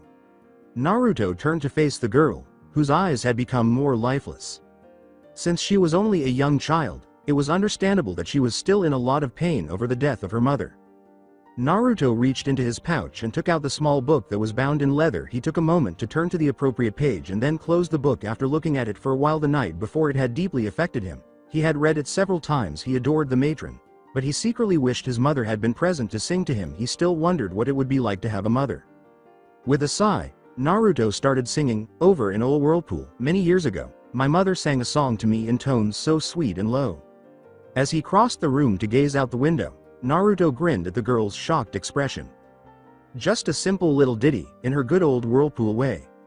In order to let the moonlight shine its soothing rays on his face and illuminate the darkness with its gentle glow, he pushed aside the curtain as he continued to speak in a low voice that floated through the room. Amaya turned her drowsy eyes to the sky and he sighed softly again. "And I'd give the world if she could sing that song to me this day." He softened his voice into a sincere whisper that pierced the night air like a sharp knife. "Tu-ra-lu-ra-lu-ral, tu-ra-lu-ra-li, tu-ra-lu-ra-lu-ral, hush now, don't you cry." As the little girl yawned and settled herself in her bed, Naruto grinned and her large, pale eyes drooped with a gentle smile. "Tu-ra-lu-ra-lu-ral, tu-ra-lu-ra-li, tu-ra-lu-ra-lu-ral, that's a Whirlpool lullaby." Amaya was lying in her bed with her eyes closed and her breathing steady. Looking out the window, Naruto focused on the moon as it moved through the sky with its iridescent elegance. He glanced back at the girl, drawing a small comparison between himself and his father, who could be anywhere. A long hair that had fallen on her forehead was gently removed by his hand as it ghosted over it. He went on, his eyes still focused on the little girl who looked so much like him. "Oft in dreams I wander to that cot again. I feel her arms holding me, as when she held me then." As he went on, he stood quietly walking toward the door. "And I hear her voice hummin' to me as in days before." Now that the door is open, he slowly steps back outside while keeping his eyes on her sleeping face. "When she used to rock me fast asleep, outside the cabin door." As he departed, Naruto whispered a gentle good night and closed the door. He slipped out the door, past the couch. He found himself staring at the moon once more as he stepped out into the cool night air, and he smiled bittersweetly as he made his way home. "Tu-ra-lu-ra-lu-ral, tu-ra-lu-ra-li, tu-ra-lu-ra-lu-ral, that's a Whirlpool lullaby." Tenten and Hinata sat with their backs to the wall close to the stairwell, and there was silence on the rooftop initially. The encounter between the matron and Naruto on her birthday had been straightforward because neither of them could really think of anything to say. He sang that song after that young girl entered. Music was a significant component of Naruto's heritage. Based on what Hinata had learned, she thought she had walked in on something very personal at that precise moment in front of her. The pain in his eyes, the desire, and everything else he had worked so hard to hide were exposed only because he believed he was alone and out of sight of the people he was trying to shield from his own suffering. Then there was the girl, and Hinata didn't know how to handle this. Her odd bond appeared to emanate from Naruto's own chakra. What was it? How does she relate to Naruto? Hinata was full of inquiries. Tenten was in a boat that was similar but different. She also thought she had interrupted someone's private time. She did, however, feel that she could identify with Naruto. Tears tugging at the corners of the Hyuga girl's eyes, and the words Hinata had told her in a tiny, melodic voice spoke volumes. Like all orphans, she and Naruto had hoped to one day have parents, a father and a mother, to look after them and protect them. Tenten doubted her ambition once more. She had previously declared with ease that she would one day become a mother to his children. However, she had no idea what motherhood was like, so how could she?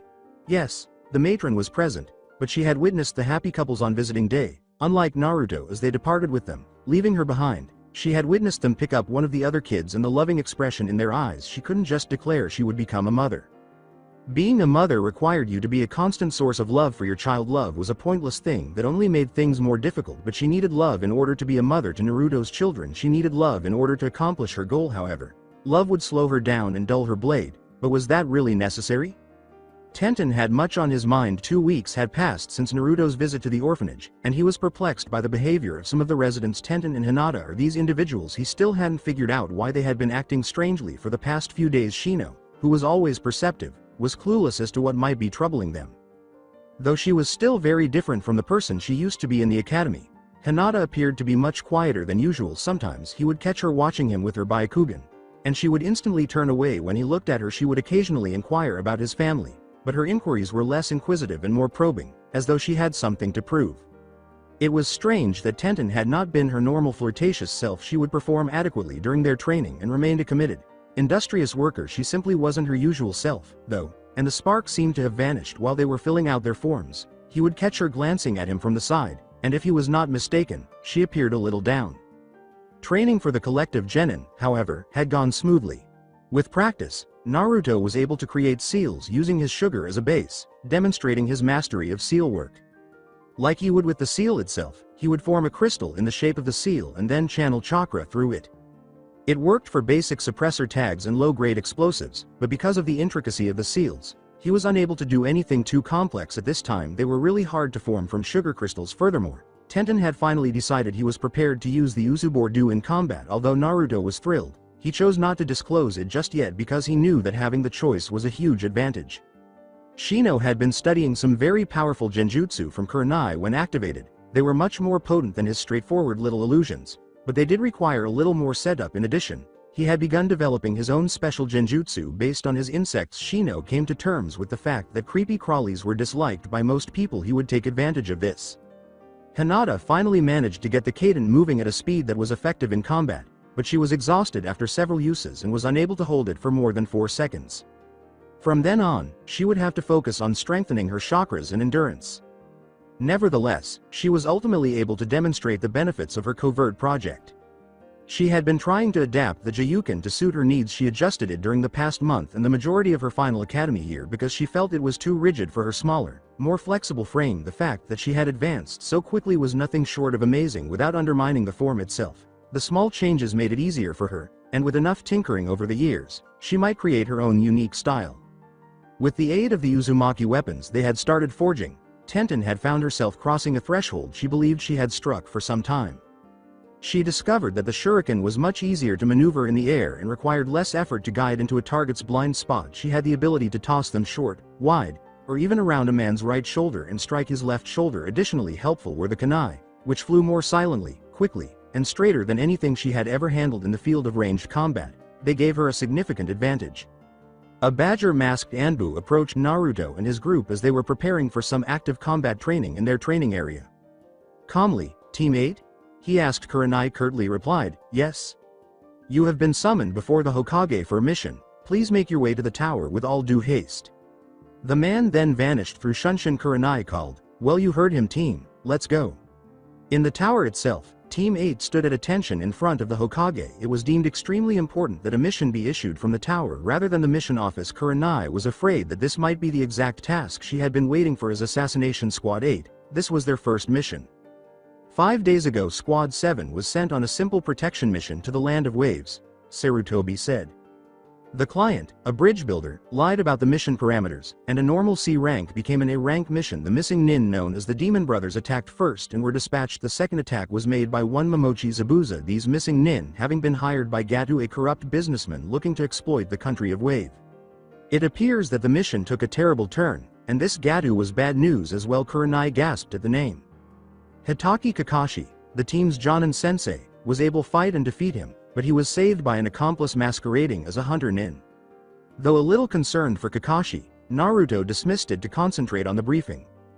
Both sustained damage enough to keep them out of commission for a week at most. From under the rim of his hat, the Hokage cocked his head in that direction on his aged face. His eyes gleamed with a stern expression.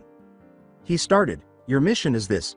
When Momochi Zabuza and his accomplice make their second attempt of the bridge builder, you are to take the life of the man named Gatu, then present his body at the battlefield and put an end to the problem." The expression in their leader's eyes sent shivers down the spines of the 3 genin. It was unprecedented for them to be asked to carry out an assassination mission as mere genin. Sarutobi let out a sigh. "You must understand, the country is in turmoil. There is widespread poverty and death in the streets. Gatu will not hesitate to assert his dominance over those that would oppose him. Either this mission is both an assassination of a terrible man and the rescue of an oppressed people." A small flame was rekindled in their minds. Murder was a vile profession, and giving it the name, justice, calmed them down. "Do you accept?" inquired Sarutobi. The team uttered, "Hi Hokage-sama," together. He emphasized to them, "Dismissed. You leave within the hour. Time is of the essence." Instead, the 4 of them left without saying anything, with Naruto pausing briefly to put on his hunter's gear before making his way to the East Gate, where his team was waiting. On their journey to Wave, Team 8 had a great time. The team arrived in less than a day of travel without encountering a civilian who required escort. They had camped a mile or so from their target's base because of Zabuza's accomplices' unknown skill level. They were unable to proceed safely. The mission might be in danger if they discover them. Team 8 discovered throughout the course of the following day just how well prepared they had been for this role. The fact that Hinata had been trained to accept these missions without her knowledge made her feel a little irritated. Her hand danced on the paper in front of her while she had an angry expression on her face. A blank sheet quickly turned into the blueprint for Gatu's stronghold. Her father had insisted that she paint landscapes, and lately, architecture has become a significant component of her daily studies. In addition, she had trained with her father for weeks to sharpen her vision. She was able to reach farther, but detail was the true goal. The telescopic range of every Ga was at least 30 meters. With her father's assistance, she was able to see for just under a kilometer a euro. A remarkable distance for someone so young, but it was all about the details. They then gave every detail their full attention. With excellent results, Hinata could read over the shoulder of one of her clansmen at a distance of half a kilometer. For his part, Shino never gave much thought to what his father had taught him.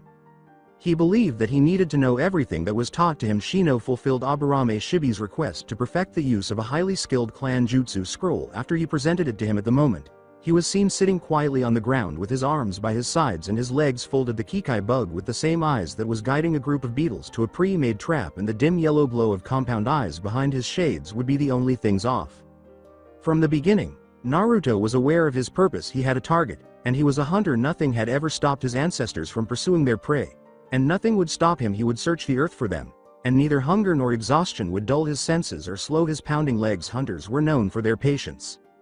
Throughout the day, the team reviewed entry plans. More than 200 mercenaries had come and gone from Gato's base as she attended to his injuries. They had observed Zabuza and his accomplice as night fell. They slept in shifts, with one person always sleeping with the others and constantly watching Gato's base's direction.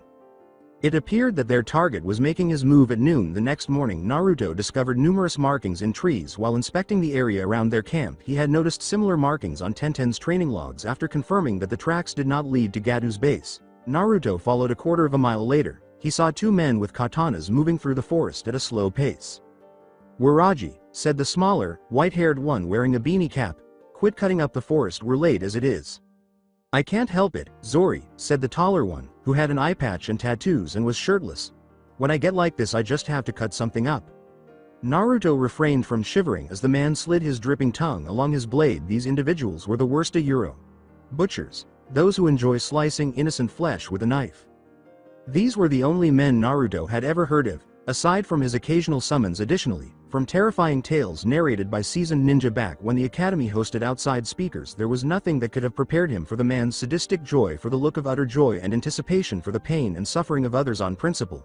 Naruto was going to defeat them, but what was said next made his next move more certain. Waraji said, "I can't wait till we get to that bridge builder's house," with a tone of sick delight. "I remember that daughter of his." Zori went on, "Yeah, quite the looker, eh? I want to cut her." Waraji chuckled. "I want to cut her up so bad I can taste it." Naruto pricked his thumb and snarled. Naruto said, "Kachiyose no justu."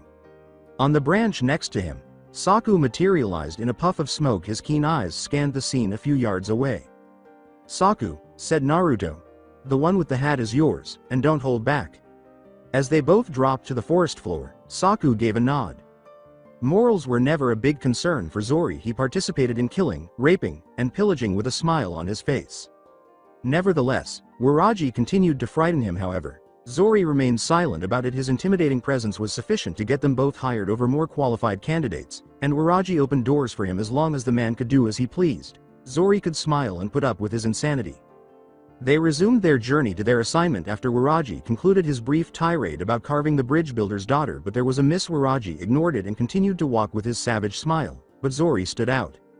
Zori noticed that he was perspiring and was nervous for no apparent reason. Now there was a feeling of dread about the forest. He felt as though a million eyes were watching him at once, each with a more malevolent intent than the last, and his skin was hot. He kept his hand on his blade's hilt as he followed Waraji. Saku glared from the underbrush, his stripes and dull tones blending into the shadows of the forest. Silently, he stalked after his victim despite the fallen leaves and branches. His movements were silent as his large paws found soft soil with each step. Out of the corner of his eye, he saw Naruto crouching next to a tree. He might as well have gone unnoticed by the untrained eye among the branches and bushes. They continued to move for the next 10 minutes. They make 1, 2, or 3 circles around their prey. Their gait never slowed, their eyes never faltered, and they never spoke. With prey like this, fear was a potent tool, so it was clear that their presence was felt because they had made it so. Even the always self-assured Waraji was perspiring, his hand clutching his blade like a vice. His gaze flitted wildly beyond that. Zori was cowering, his shoulders lowered, a sweaty palm clutching a fear-dampened blade. As they proceeded through the forest, Waraji snarled. This was the moment they had been anticipating. Waraji was about to break the silence when the hunter moved to protect it. Just as he had had enough, Saku was seen shaking the blood from his shoulder blades as Zori's head vanished from his shoulders in a single, quick motion. Naruto moved on Waraji at the same time since they needed this one alive. Naruto was unable to use a blade naturally. He learned taijutsu during his time with the tigers. It was unsuitable for use against allies in sparring, though it focused on bone breaking and immobilization. In order to make contact, the style required a crippling burst of strength and a blindingly fast burst of speed. Although it combined strength and speed, it did have drawbacks. For starters, Naruto is vulnerable to attack if the first dash fails. If he misses his hit at such close range, it could be devastating. The style of taijutsu was more appropriate for intimate settings in such an open area. He would never try to attack a shinobi in this manner. Waraji isn't a shinobi, though. In an instant, Naruto was by the man's side, his arms in front of him, his tiger-like fingers clenched. Waraji's sword arm is positioned between his left and right, with the left above and the right below. Without saying a word, Naruto flipped his arms around, causing Waraji's forearm to bend back at the elbow. With a loud crack, Waraji would have screamed, but his legs were taken away from him at that very moment, and he thudded to a stop. A green cowl and a frighteningly large toothy smile were the last things he saw before the pain drove him into the dark. Waraji had to consider whether or not he had truly accomplished that when he opened his eyes again. Only the eyes in his head were able to move in the deep, stomach-churning darkness that surrounded him, the darkness of a dense forest, where the moon and stars' light filtered in intermittently to illuminate your path, was not what surrounded him. Not the darkness seal-off room in which one would hide from the prying rays of the sun, but there was a pitch blackness so dense and so dark that he thought it might be real.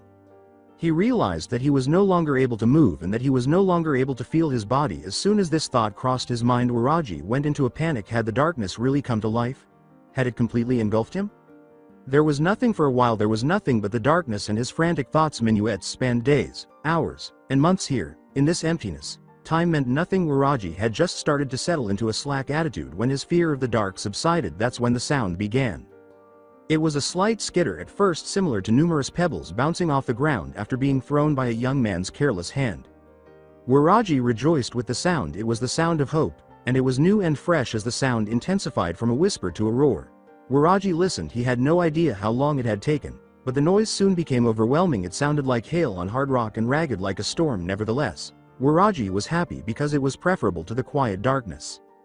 Then the unimaginable occurred. He started to feel the effects of the sound storm. A breeze blew in from all sides. Then he felt a million somethings writhe on his body, and the roar intensified. Waraji let out a cry of agony and despair. The darkness was alive and consuming him with a million tiny mouths, in addition to the sound betraying him.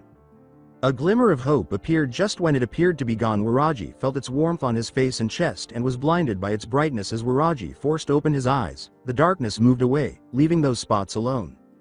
Two gleaming spheres of golden light were in front of him. They resembled shards of glass reflecting sunlight. It was the most beautiful thing Waraji had ever seen.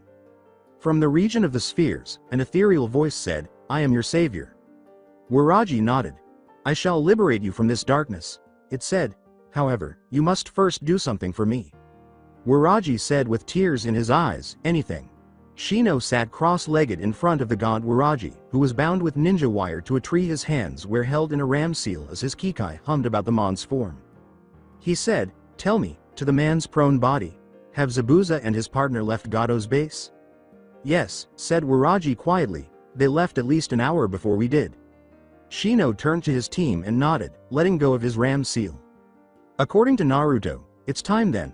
The wildlife and Waraji's deep, rapturous breaths after waking from Shino's genjutsu were the only sounds in the tiny clearing for a brief period of time. Kurenai said, "We have to move now. We only have a small window of time to end this conflict, as it is Team 7 is dealing with two shinobi, one of Jonin rank, and another that could be even stronger for all we know." Kurenai paused to observe her student's resolute expressions. Shino tilted his head and looked at her with a steely gaze from his deep brown eyes, while Hinata held her chin a little higher than usual and Naruto's eyes were fierce blue. Kurenai yelled, "Team 8, move out!" "Hi," was their reply. Kurenai commanded, "Hinata, you take point." Shino, high left flank, Naruto. "Sensei." His ruby eyes met Kurenai's and he said, "That man there needs to die?" Waraji, half stuttering, half shouting, "What was that bitch?" They couldn't risk him escaping and alerting the base, so Naruto nodded to his sensei. Then Naruto said, "Go on, I will meet you there, and we will begin the operation."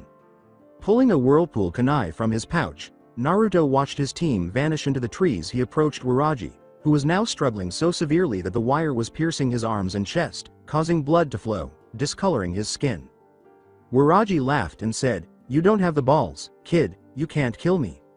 Naruto sneered. "Look," the guy went on, "just cut me loose, and I might not cut you up when I'm free." Instead of speaking, Naruto chose to strike the man in the neck with his blade. The man pressed his head as firmly as he could against the tree's bark. He did his best to keep his bluster while sweating blood and bullets.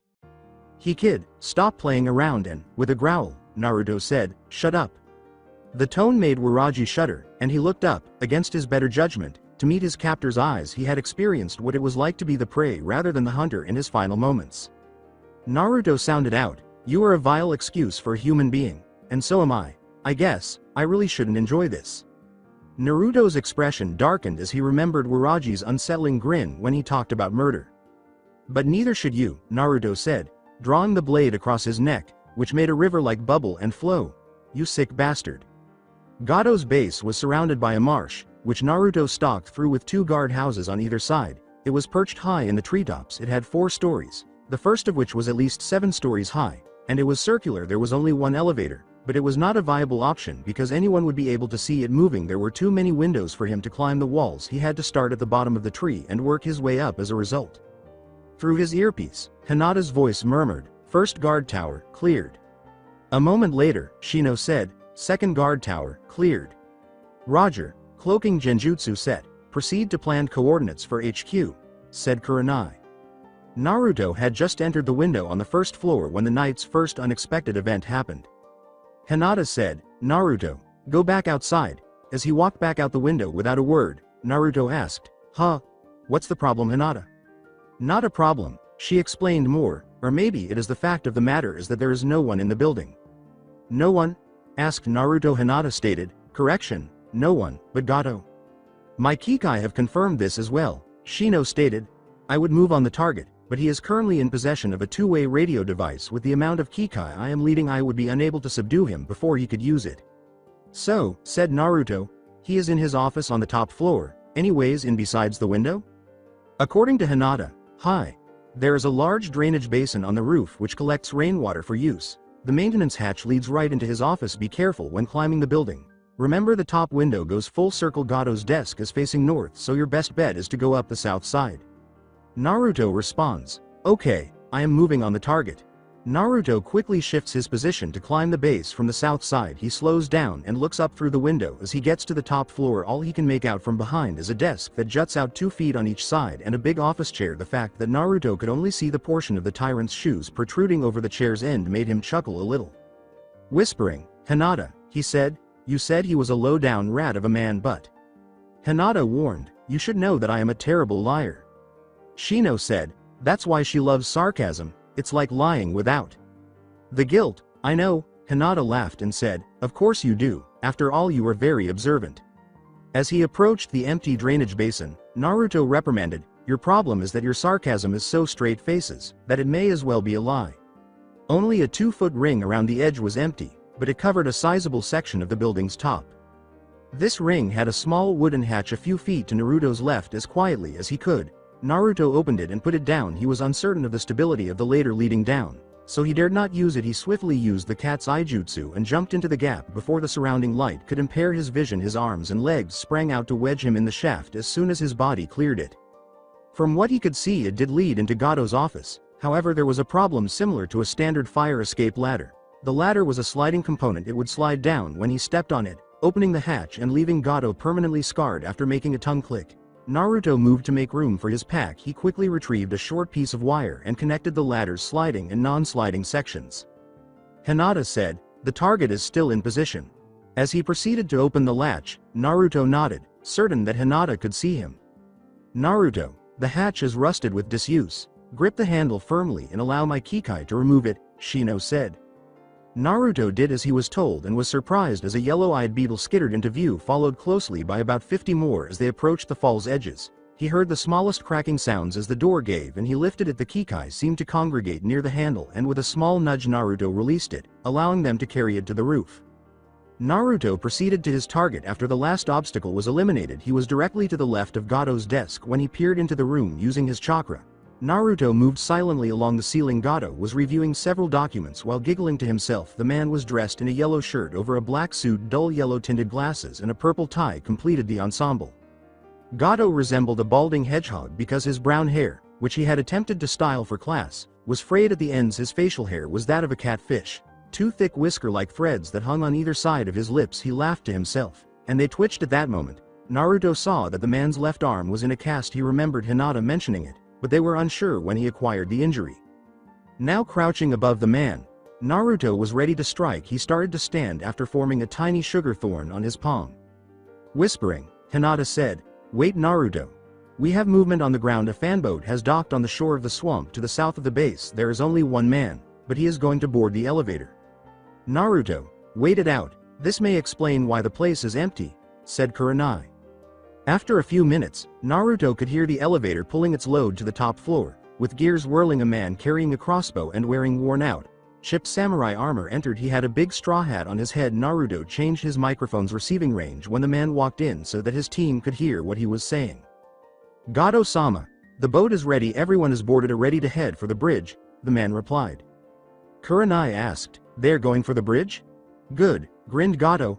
I can't wait to see the look on Zabuza's face as we kill him and his lil partner. Hurry back down, I will be there momentarily. As Kurenai whispered, so that's his game, Naruto, take him down. Naruto stood and took his target after waiting for the merc to leave. As the man struggled against Naruto's hold on him, Naruto's head descended from his height right next to Gato's. He caught a glimpse of a single, sharp blue eye out of the corner of his eye. With one arm on his mouth and one around his neck, Naruto held him tightly. Naruto started to create a sugar crystal on the man's palm after opening his mouth. The rat of a man growled, who the hell do you think you are? As he put his hand to the man's neck, Naruto ignored him. I'm Gato, of Gato Shipping. Whoever paid you to kill me, I'll double it. The man yelled as Naruto stabbed him in the neck with his crystal. Are you listening, you little shit? I own you now. That's how this world works. As Naruto injected sugar into the man's bloodstream, his chakra began to pulse. Let go AKK. As the man's heart struggled to pump the mixture and failed, Naruto could feel his blood thickening. He struggled against his captor, holding tight. Gato then went silent with a last gasp. Naruto said, "Target down." In a whisper, Kurenai said, "Good work," and Naruto, "If you need to talk, I'm here. I know how much different this kind of kill is." "Thank you, sensei," Naruto replied. "But now what do we do about the man waiting below?" Kurenai said, "It appears that Gato was planning to deceive Zabuza. It's something we should have accounted for. It happens often enough, however. We can't just leave 200 plus mercs sitting in a boat off the coast of Waves, so I have an idea." Naruto pondered for a moment before grinning and opening a grape sucker. "Sounds sweet." Standing across from an equally exhausted Zabuza, Kakashi grunted. His reserves were being depleted by the Sharingan, but he was glad he had enough for at least one Chidori. Zabuza felt a little uneasy, but he wasn't sure. Hoyuro. Either Kakashi's genin had fought Haku to their deaths, or they had lived longer than they ought to have. If Haku had had one, she would have helped him, and if the others had, they would have visited Kakashi. As it was, the fog was too thick to see what was happening, and the bridge was not filled with the sounds of combat.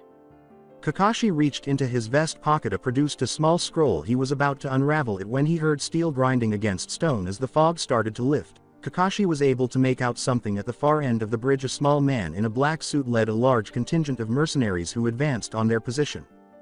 "Gato!" exclaimed Zabuza. "What is the meaning of this?" Gato gestured for the mercs to remain where they were. With his hand they did, but they pulled out their weapons and started to scream and make fun of the shinobi in front of them. Gato kept going until he was 10 yards away from where Zabuza and Kakashi were. Zabuza snarled, "Gato, I'll ask you again, why are you here?" The little man laughed, and Kakashi recognized the sound. "Gato," he declared, making sure that everyone present could hear him, "is dead." 3 barrels dropped to the ground behind him. In that instant they burst, sending a white powdery substance flying everywhere. Gato opened his arms wide, and a cloud of smoke surrounded him. As the smoke subsided, Naruto stood with his cowl over his eyes, watching the sugar rise and fall like sea waves. He said it again. "Gato is dead. He planned to have these men kill you, Zabuza. But as a show of good faith, we of the Leaf will remove them." The sugar rushed out in a wall of churning crystals as he raised his hands above his head. It moved toward the mercs, who were, to put it mildly, perplexed. A few charged the structure, but as they got closer, it developed spikes all over its surface, making them wiser. Many of them started to board the boat as the wall kept pressing down on them. If they stayed on the bridge, they would all soon be pushing their way onto the ship to avoid the fall. They didn't realize the real trap until they eventually pushed off the bridge, which was a death trap. "Hey," one said. "What are these slips of paper all over the place?" Kurenai watched the distant explosion and released her hand seal, saying, "Well, it worked." Kakashi approached the group that had gathered at the base of the bridge and said, "I'm glad you all could make it to the party." Kurenai informed him, "After the completion of our mission, we came as fast as we could." A rough voice said behind them, "I am still not sure where this leaves me." With his sword resting languidly over his shoulder, a battered Zabuza approached the group. The blunt statement from Hinata was, "It leaves you out of his job." Kurenai said, "Your employer is dead, and planned to double-cross you. According to Kakashi, as it stands we can't take you in, not without a fight, and to be honest I am not being paid enough for this mission anyway." "The liberation of Wave will be the talk of the island nations," said Kurenai. "It would be best if you leave now, to get a head start on the Hunter Nin." Zabuza gave a nod, taking a quick look down the bridge's length. He sneered, "Those 4 fought to a quadruple knockout. Your kids are good. They forced Haku to resort to killing blows, something I know she would go through with." With a grunt, Zabuza turned his face and swung his sword along his back. "I have no need for such a weak tool, you may as well take her." Zabuza started to move in the direction of the bridge's incomplete end. He had to turn to catch what he believed to be an incoming projectile when he got to the edge, but it turned out to be a lollipop. Naruto grinned and said, "Sucker for a sucker?" He turned away, pocketed the candy, and retorted sourly, "I hate sweets." Naruto said, "We'll take good care of her in Konoha." Zabuza paused and turned to face the boy. Naruto gave him a knowing look as their eyes locked. Because he cared too much, Naruto had previously lost something he loved and cared for, the Compay, not because of the candy they sold, but because they recognized him as a human being. Zabuza was glad to be regarded as an inspiration after years of being known as the Demon of the Mist. So glad he became attached. So glad he put her in danger. In contrast to Naruto, he was protecting the person he cared about by separating himself from them. Zabuza jumped off the bridge's edge into the mist and said, "Do what you want."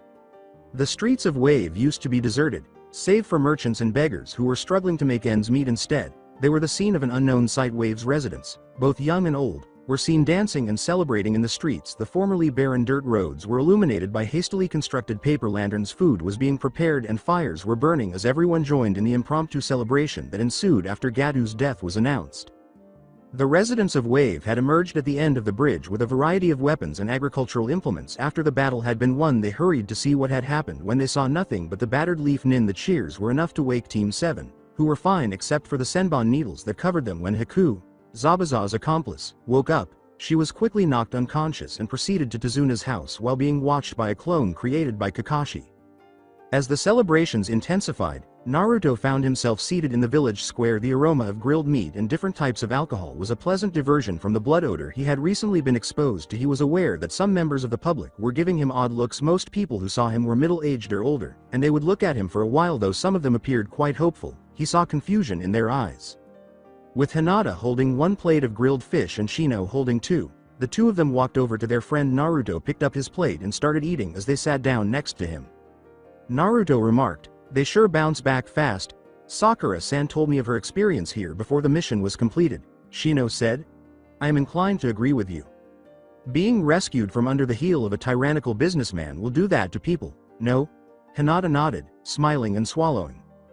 After a silent chuckle, they all returned to their meals. The voice was small and said, "Excuse me." A young boy wearing scuffed shorts and a filthy blue shirt stood in front of the group. He was hesitantly picking at his disheveled brown hair with one hand while holding a skewer of grilled beef in the other. He moved his feet before continuing after noticing that the three shinobi were staring at him. With a gesture toward Naruto, he asked, "I was wondering if you were one of those?" "One of those? That's pretty vague. Do you mean, am I a shinobi?" replied Naruto. After shaking his head, the boy grabbed for his arm. He said, "I know that, I meant, well, it's just, my Oba-chan used to tell me stories in Keita," exclaimed a woman with auburn hair. The boy complained as she fussed over him. "Ka-san, don't run off on your own," she reprimanded him while removing his shorts. "I wanted to ask the shinobi a question, I didn't go that far," he said. The woman quickly bowed after realizing who was seated there. "Oh my, I am so sorry, I hope he didn't bother either of you." "Nonsense, we were just having some light conversation over a good meal, miss," Shino said. "Mikuni Miharu, I used to run the bookstore, and hope to open it again soon." He tilted his head slightly and said, "Greetings Mikuni-san, I am Aburame Shino, a shinobi of the leaf. These are my teammates, Haya, ga Hinata," stated the kunoichi, "pleased to meet you." According to Naruto, Uzumaki Naruto, cute kid. The woman put a hand over her mouth and let out a little gasp. She questioned incredulously, "Uzumaki? As in the Uzumaki of Whirlpool?" With a defensive tone, Naruto asked, "Why do you ask?" "I was born in Whirlpool. I lived there until I was 10 years old." Naruto was taken aback to see a person who had first-hand knowledge of the village where his ancestors lived. Hell, in the future, she might even be considered extended family.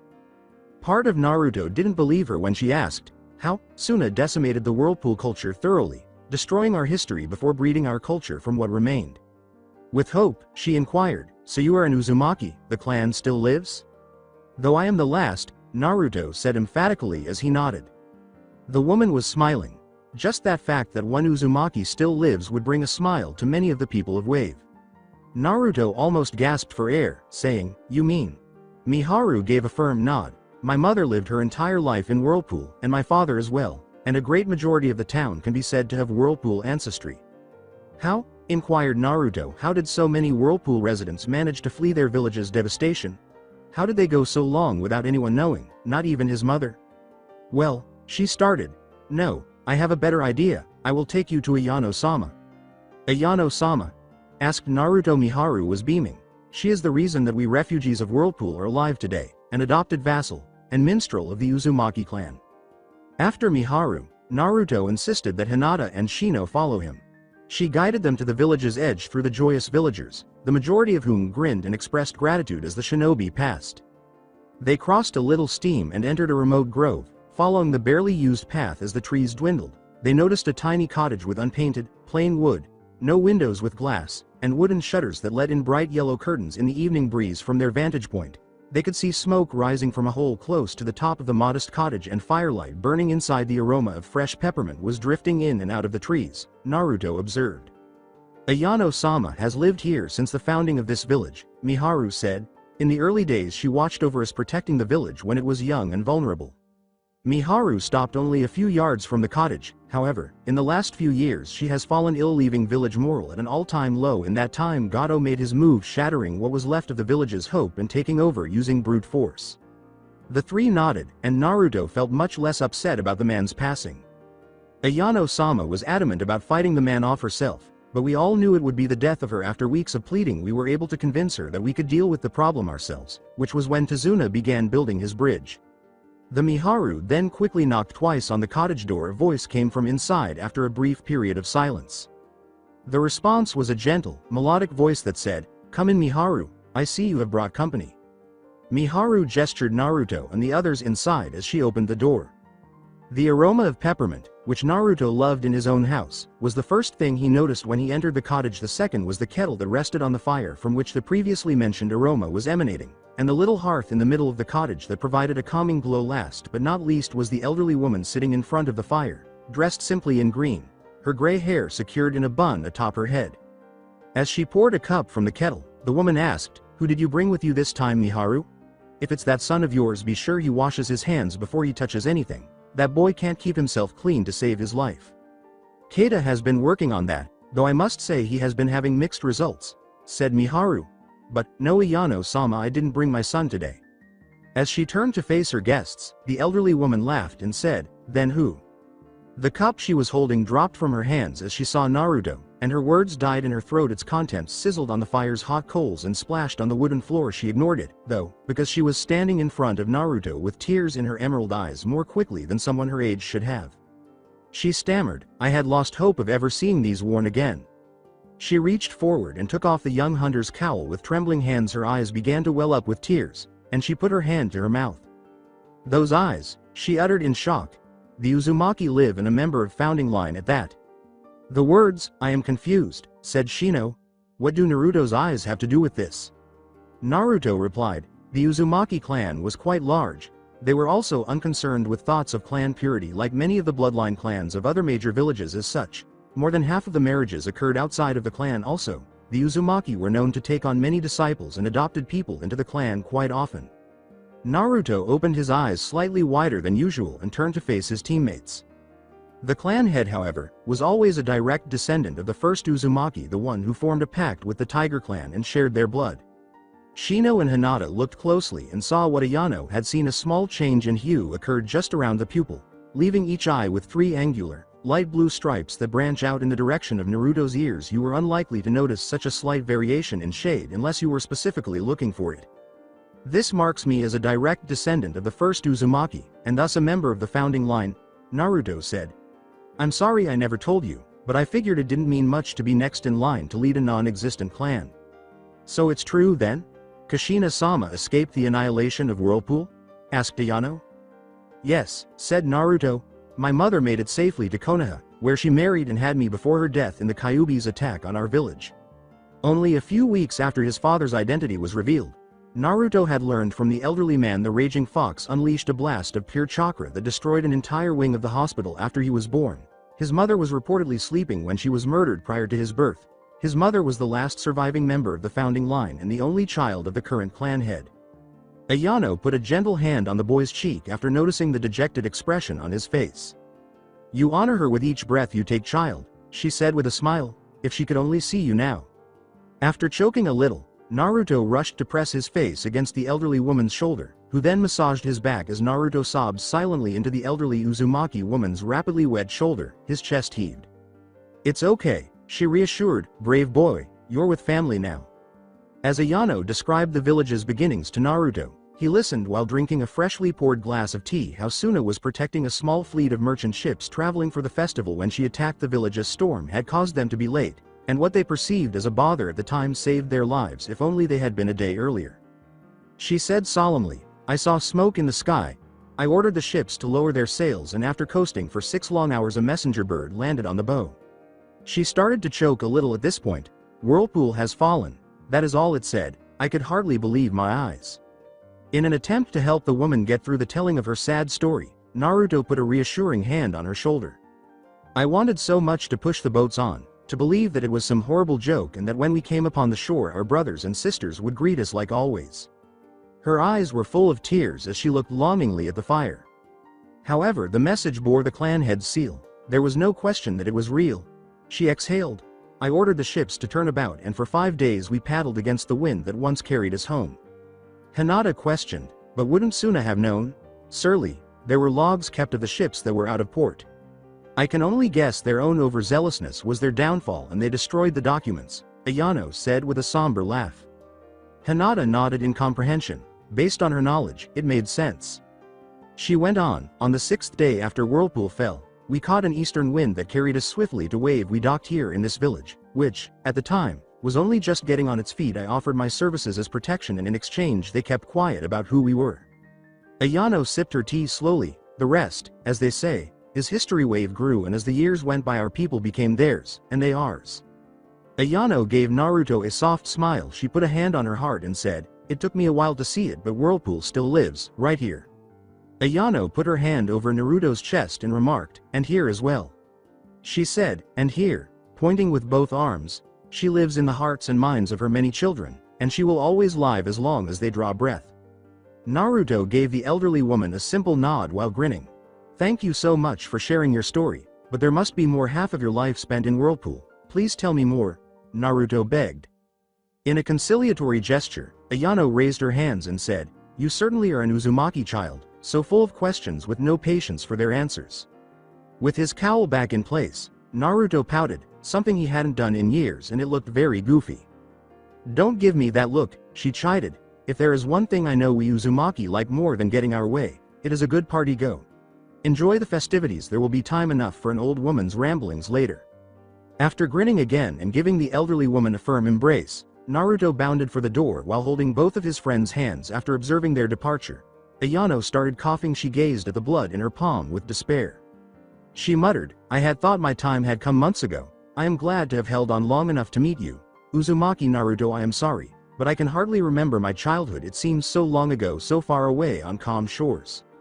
Ayano went to her bedside table and took out a set of scrolls, one blank and one with a spiral seal. She took a seat and started writing with trembling hands. With a bounce in his step, Naruto strolled through Wave streets. His people were these, his people. He had dreamed of attending an actual Whirlpool festival ever since he first heard tales of it from the tigers. He initially walked around rather aimlessly, nodding and grinning at the villagers who spoke to him, but after hearing music on the wind for a moment, he smiled and started to follow. He was followed by Hinata and Shino as they made their way through the crowds. A beautiful full moon had appeared. The stars had emerged, and the last of the sun's rays had died. The group eventually located the source of the music in the village square, which Hinata observed was more akin to a circle. Many villagers danced around a small band that was playing in the square before being carried away and dancing with the others. A few stood off to the side, clapping or stomping in time. The three shinobi made the decision to sit a short distance from the dance floor. On the square's outer edge, Naruto plunged right into the music. A wild melody dominated by the young violinist but restrained by the drum's steady beat. He was clapping and stomping his feet in time with the other villagers, and from where he was standing between his teammates, a little jostling was enough to get the stony Shino and the bashful Hinata to join in. After a little while, a young girl who was probably no older than 12 came up to Naruto in silence. She had her long brown hair in a waist-length braid and was dressed simply in a yellow dress with her hands behind her back and her head slightly lowered. She shuffled to him and spoke to him. The others were too softly spoken to be heard. Naruto nudged. What was that? Gently. She interrupted herself once more, averting her eyes and turning her head away. After putting a hand on her shoulder and laughing, Naruto said, just take a deep breath and then ask, all right? After giving him a small nod, he watched as her shoulders rose and fell several times before she turned to face him and whipped her hands out from behind her back. Her freckled face was adorned with a bright red blush as she exclaimed, I want you to please accept this. After a moment, Naruto grinned as he saw what she was holding. When he said, I think I may be a bit old for you, the young girl's shoulders slumped, but I will still gladly accept. Really? She asked, her head rising as quickly as a whip with a radiant smile and tears on the verge of spilling from her eyes. With a nod, Naruto took off his cowl, turned to face her with his right side, and grinned. He said, "You'll be the first." The little girl grinned and, her hands trembling a little, reached up and grabbed a lock of his hair, grasping it firmly. She took her gift and started to tie it up with a light blue cord. After finishing her work, she took a step back to admire the young hunter's appearance, which included a tiny blue feather hanging just behind his right ear. Simple wooden beads were attached to his hair with a blue cord above the feather. Being on his feet, Naruto said, "Thank you very much." She said, "Tachibana Fumiko, Fumiko, I won't ever forget you," he replied. With her head just below his chest, the young girl threw her arms around him. She bounded off into the crowd after a half-second.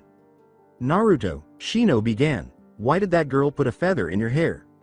Naruto jumped a little because he had been briefly absorbed in his own world. He had never imagined receiving a feather, especially since whirlpool customs were virtually extinct. "It's a custom in whirlpool," Naruto stated, "when someone is interested in another, in the romantic sense, they make that interest known by offering them a blue feather from the coastal bluebird." Feeling the feather's smoothness between his fingers, Naruto raised a hand to his head. If they accept, the person then ties it into their hair on the right side. Should that person gift the other with a feather in return, then they are considered to be together, kind of like dating. In an attempt to avoid coming across as judgmental, Hinata asked, "Why would you accept something like that from such a little girl though? It just seemed strange." "Well," said Naruto, "I imagine I would be the first person she ever offered that to. It takes a lot of courage to make your feelings known not only to the person you like, but to everyone. It is meant to be worn with honor, the honor of having their affections, and to honor the strength it takes to let them be known." Hinata answered, "That's quite beautiful actually." "Isn't it though?" Naruto said. "I never once thought I would receive a feather from any girl, maybe one day give one, but having to explain its meaning would have killed the moment, eh?" "Yeah," Hinata said, blushing slightly and laughing. "Looks like we've been targeted," Shino said bluntly. The other two then looked around for something to threaten them. Naruto questioned, "What is it, Shino?" In a monotone, he stated, "Threat level, high, time until arrival 6 seconds. They therefore waited with tense bodies, looking for any indication of an attack, but it was already too late when they realized what was happening. Shino was the first to be carried away by a tangle of auburn hair as a devil on a sugar high led Hinata away. By the time he saw Keita stepping on poor Hinata's toes and Miharu spinning Shino around on the dance floor, Naruto was the last to smile. He was drawn to an older woman he had not yet met, who had light brown hair cut short, with bangs dangling around her freckled face. He finally connected as she took his hand and guided him around the dance floor in a rather bouncy step. He whispered, "Fumiko, my daughter, her name is Tachibana Reiko." The stunning woman with chocolate eyes said, "Thank you for not breaking her heart." He said defensively, "I would never. I know that now. You're a hero to these people, and I am sure a few other young women here wish they had the courage my little girl showed tonight," she continued. A hero? Is that what Naruto was now? He grinned. Numerous young ladies who lacked the guts to even approach him. Hinata frequently put him on his ass during spars, so that made him laugh. Additionally, Tenten would approach Hima Euro. She would approach him aggressively. As they turned once more to stay away from the edge of the dance floor, Reiko grinned and said, "Oh, I recognize that expression." "What look?" a bewildered Naruto inquired. "That look a man gets when he doesn't know what he wants," she responded. "So who is she?" He retorted angrily, "What makes you think a woman's got anything to do with it?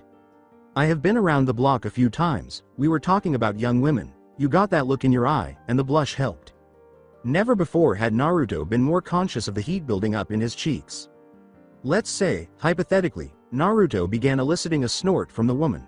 That a man finds himself torn on one hand. There is a calm river that he has walked by for ages and has always been there to offer food and water, but he never jumped into.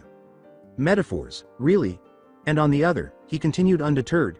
A sea whose waves have brought him many treasures, but he has not dared to tempt the stormy waters. The frantic tempo kept their feet moving and their blood pumping, so for a brief period they simply danced. Then, after what seemed like an eternity, Reiko answered, "You'll never know how deep the river is till you jump in, and likewise you will never know how many treasures may hide in the deeps of the sea if you never traverse them." Naruto let out a sigh. He had reached the same conclusion when he first discovered that he had a fresh respect for his two closest female friends. Reiko concluded, "You're thinking too much." "What?" inquired Naruto. "The answer is simple," Reiko said, bending down to whisper in his ear, "Just jump in already." Then, under Reiko's guidance, he spun around again and bumped lightly into someone.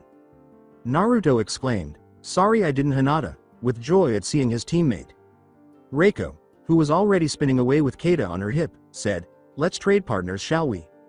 When Hinata saw Naruto take her hand and smile brightly, she blushed a little but composed herself. With a slightly less hectic tune and a gentle flute accompaniment by the always energetic fiddle player, the music changed up a bit as they walked in a circle around one another. Naruto held her hand and he walked to her right as the other dancers changed hands in unison. They all started walking in the opposite direction while grinning, following the other dancer's lead. Naruto gently twirled Hinata inward and beneath his arm before removing her hand as she faced him. The proximity made Hinata flush, but he let go of his other hand, restoring them to their starting position. As they proceeded with the dance, Naruto said, "You're pretty good, you know." "I was trained in dancing when I was a kid," Hinata answered. "Though I must admit nothing like this is much more free." The remainder of the evening was amazing. In addition to dancing with Shino and Keita once more, Hinata was thrilled to be able to dance with Naruto frequently. She had never wished she had a camera more, and Naruto had even danced with Shino once when the night came to an end and everyone went home. Naruto and the others went to Tazuna's house to stay. Naruto wanted to tell Ayano everything about his night, so he hurried out the door the next morning. When he arrived at the tiny cottage, Miharu was waiting outside. "Miharu," he said with a smile as he approached, "it's good to see you. I was hoping to tell Ayano about last night, but you may have beaten me to it." Miharu sighed and said, "Naruto, I am glad that I will be the one to tell you this." As he spoke to Miharu, Naruto's gait faltered and his eyes widened slightly, but he forced a smile. She said, "Naruto, Ayano-sama passed away last night." "No," murmured Naruto. Miharu insisted, "She went peacefully in her sleep."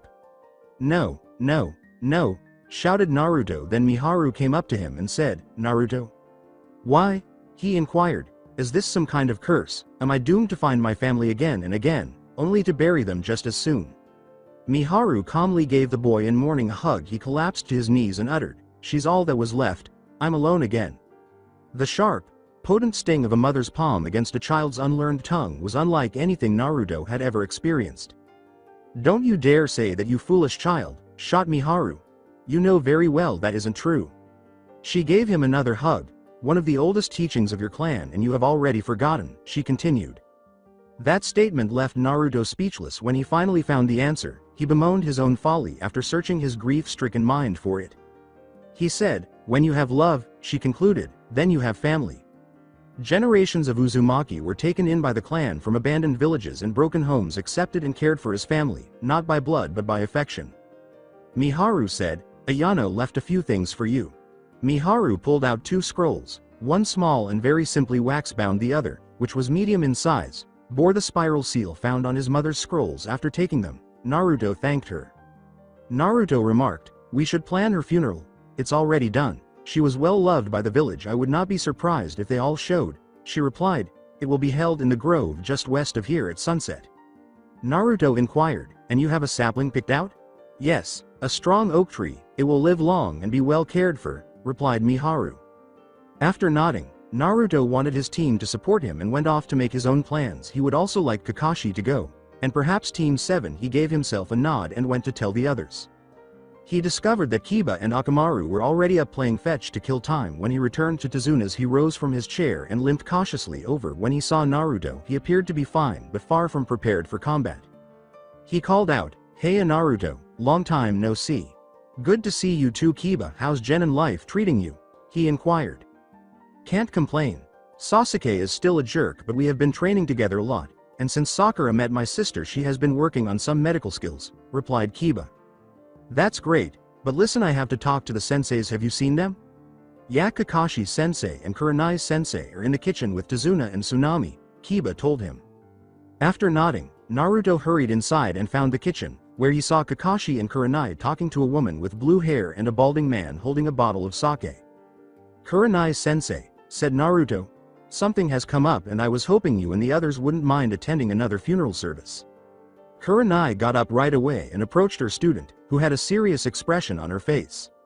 She said, "What has happened, Naruto?" Naruto declared, "Uzumaki Ayano has died."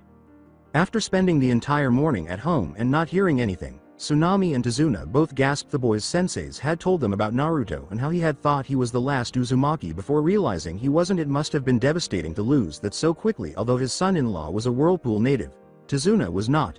His grandson Inari's father was a Whirlpool resident who passed away in an accident shortly after the boy was born. The services will be held in the grove just west of her home, at sunset, said Naruto. I would also like for you to come, Kakashi. That would also mean the invitation is extended to your team. I will do my best to be there, Naruto. Hopefully Sakura is able to move about when she wakes up, and Sasuke has found himself on crutches for the next few days. He grinned, or at least his eyes did. Naruto then jumped over the river behind the house and proceeded into the forest, saying, "That's fine, for now I have something to take care of." When the sun began to set, nobody in Wave was around to witness it. All of them were heading for the deep forest grove. The residents of Wave walked solemnly with candles in their hands as the gentle orange glow of twilight crept in through the trees. They gathered quietly around a patch of upturned earth with a hole dug very respectfully next to it. It is 6 feet by 3 feet and precisely 4 feet deep. There was a silk-covered body on a pedestal beside it. With her candle firmly in front of her, Hinata questioned, "Miharu-san, what is going on?" In response, Miharu said, "A funeral? Yes, but I have already witnessed a hunter's funeral. Isn't she supposed to be cremated?" she inquired. Kurenai and Shino, who were also interested, were among the others who were listening in addition. Team 7 had never attended a funeral for Hunter. "Oh," said Miharu. "What you saw was the funeral of a hunter that died in battle. This is different. Ayano-sama died of old age." "So," inquired Shino, "what will happen to Ayano-sama?"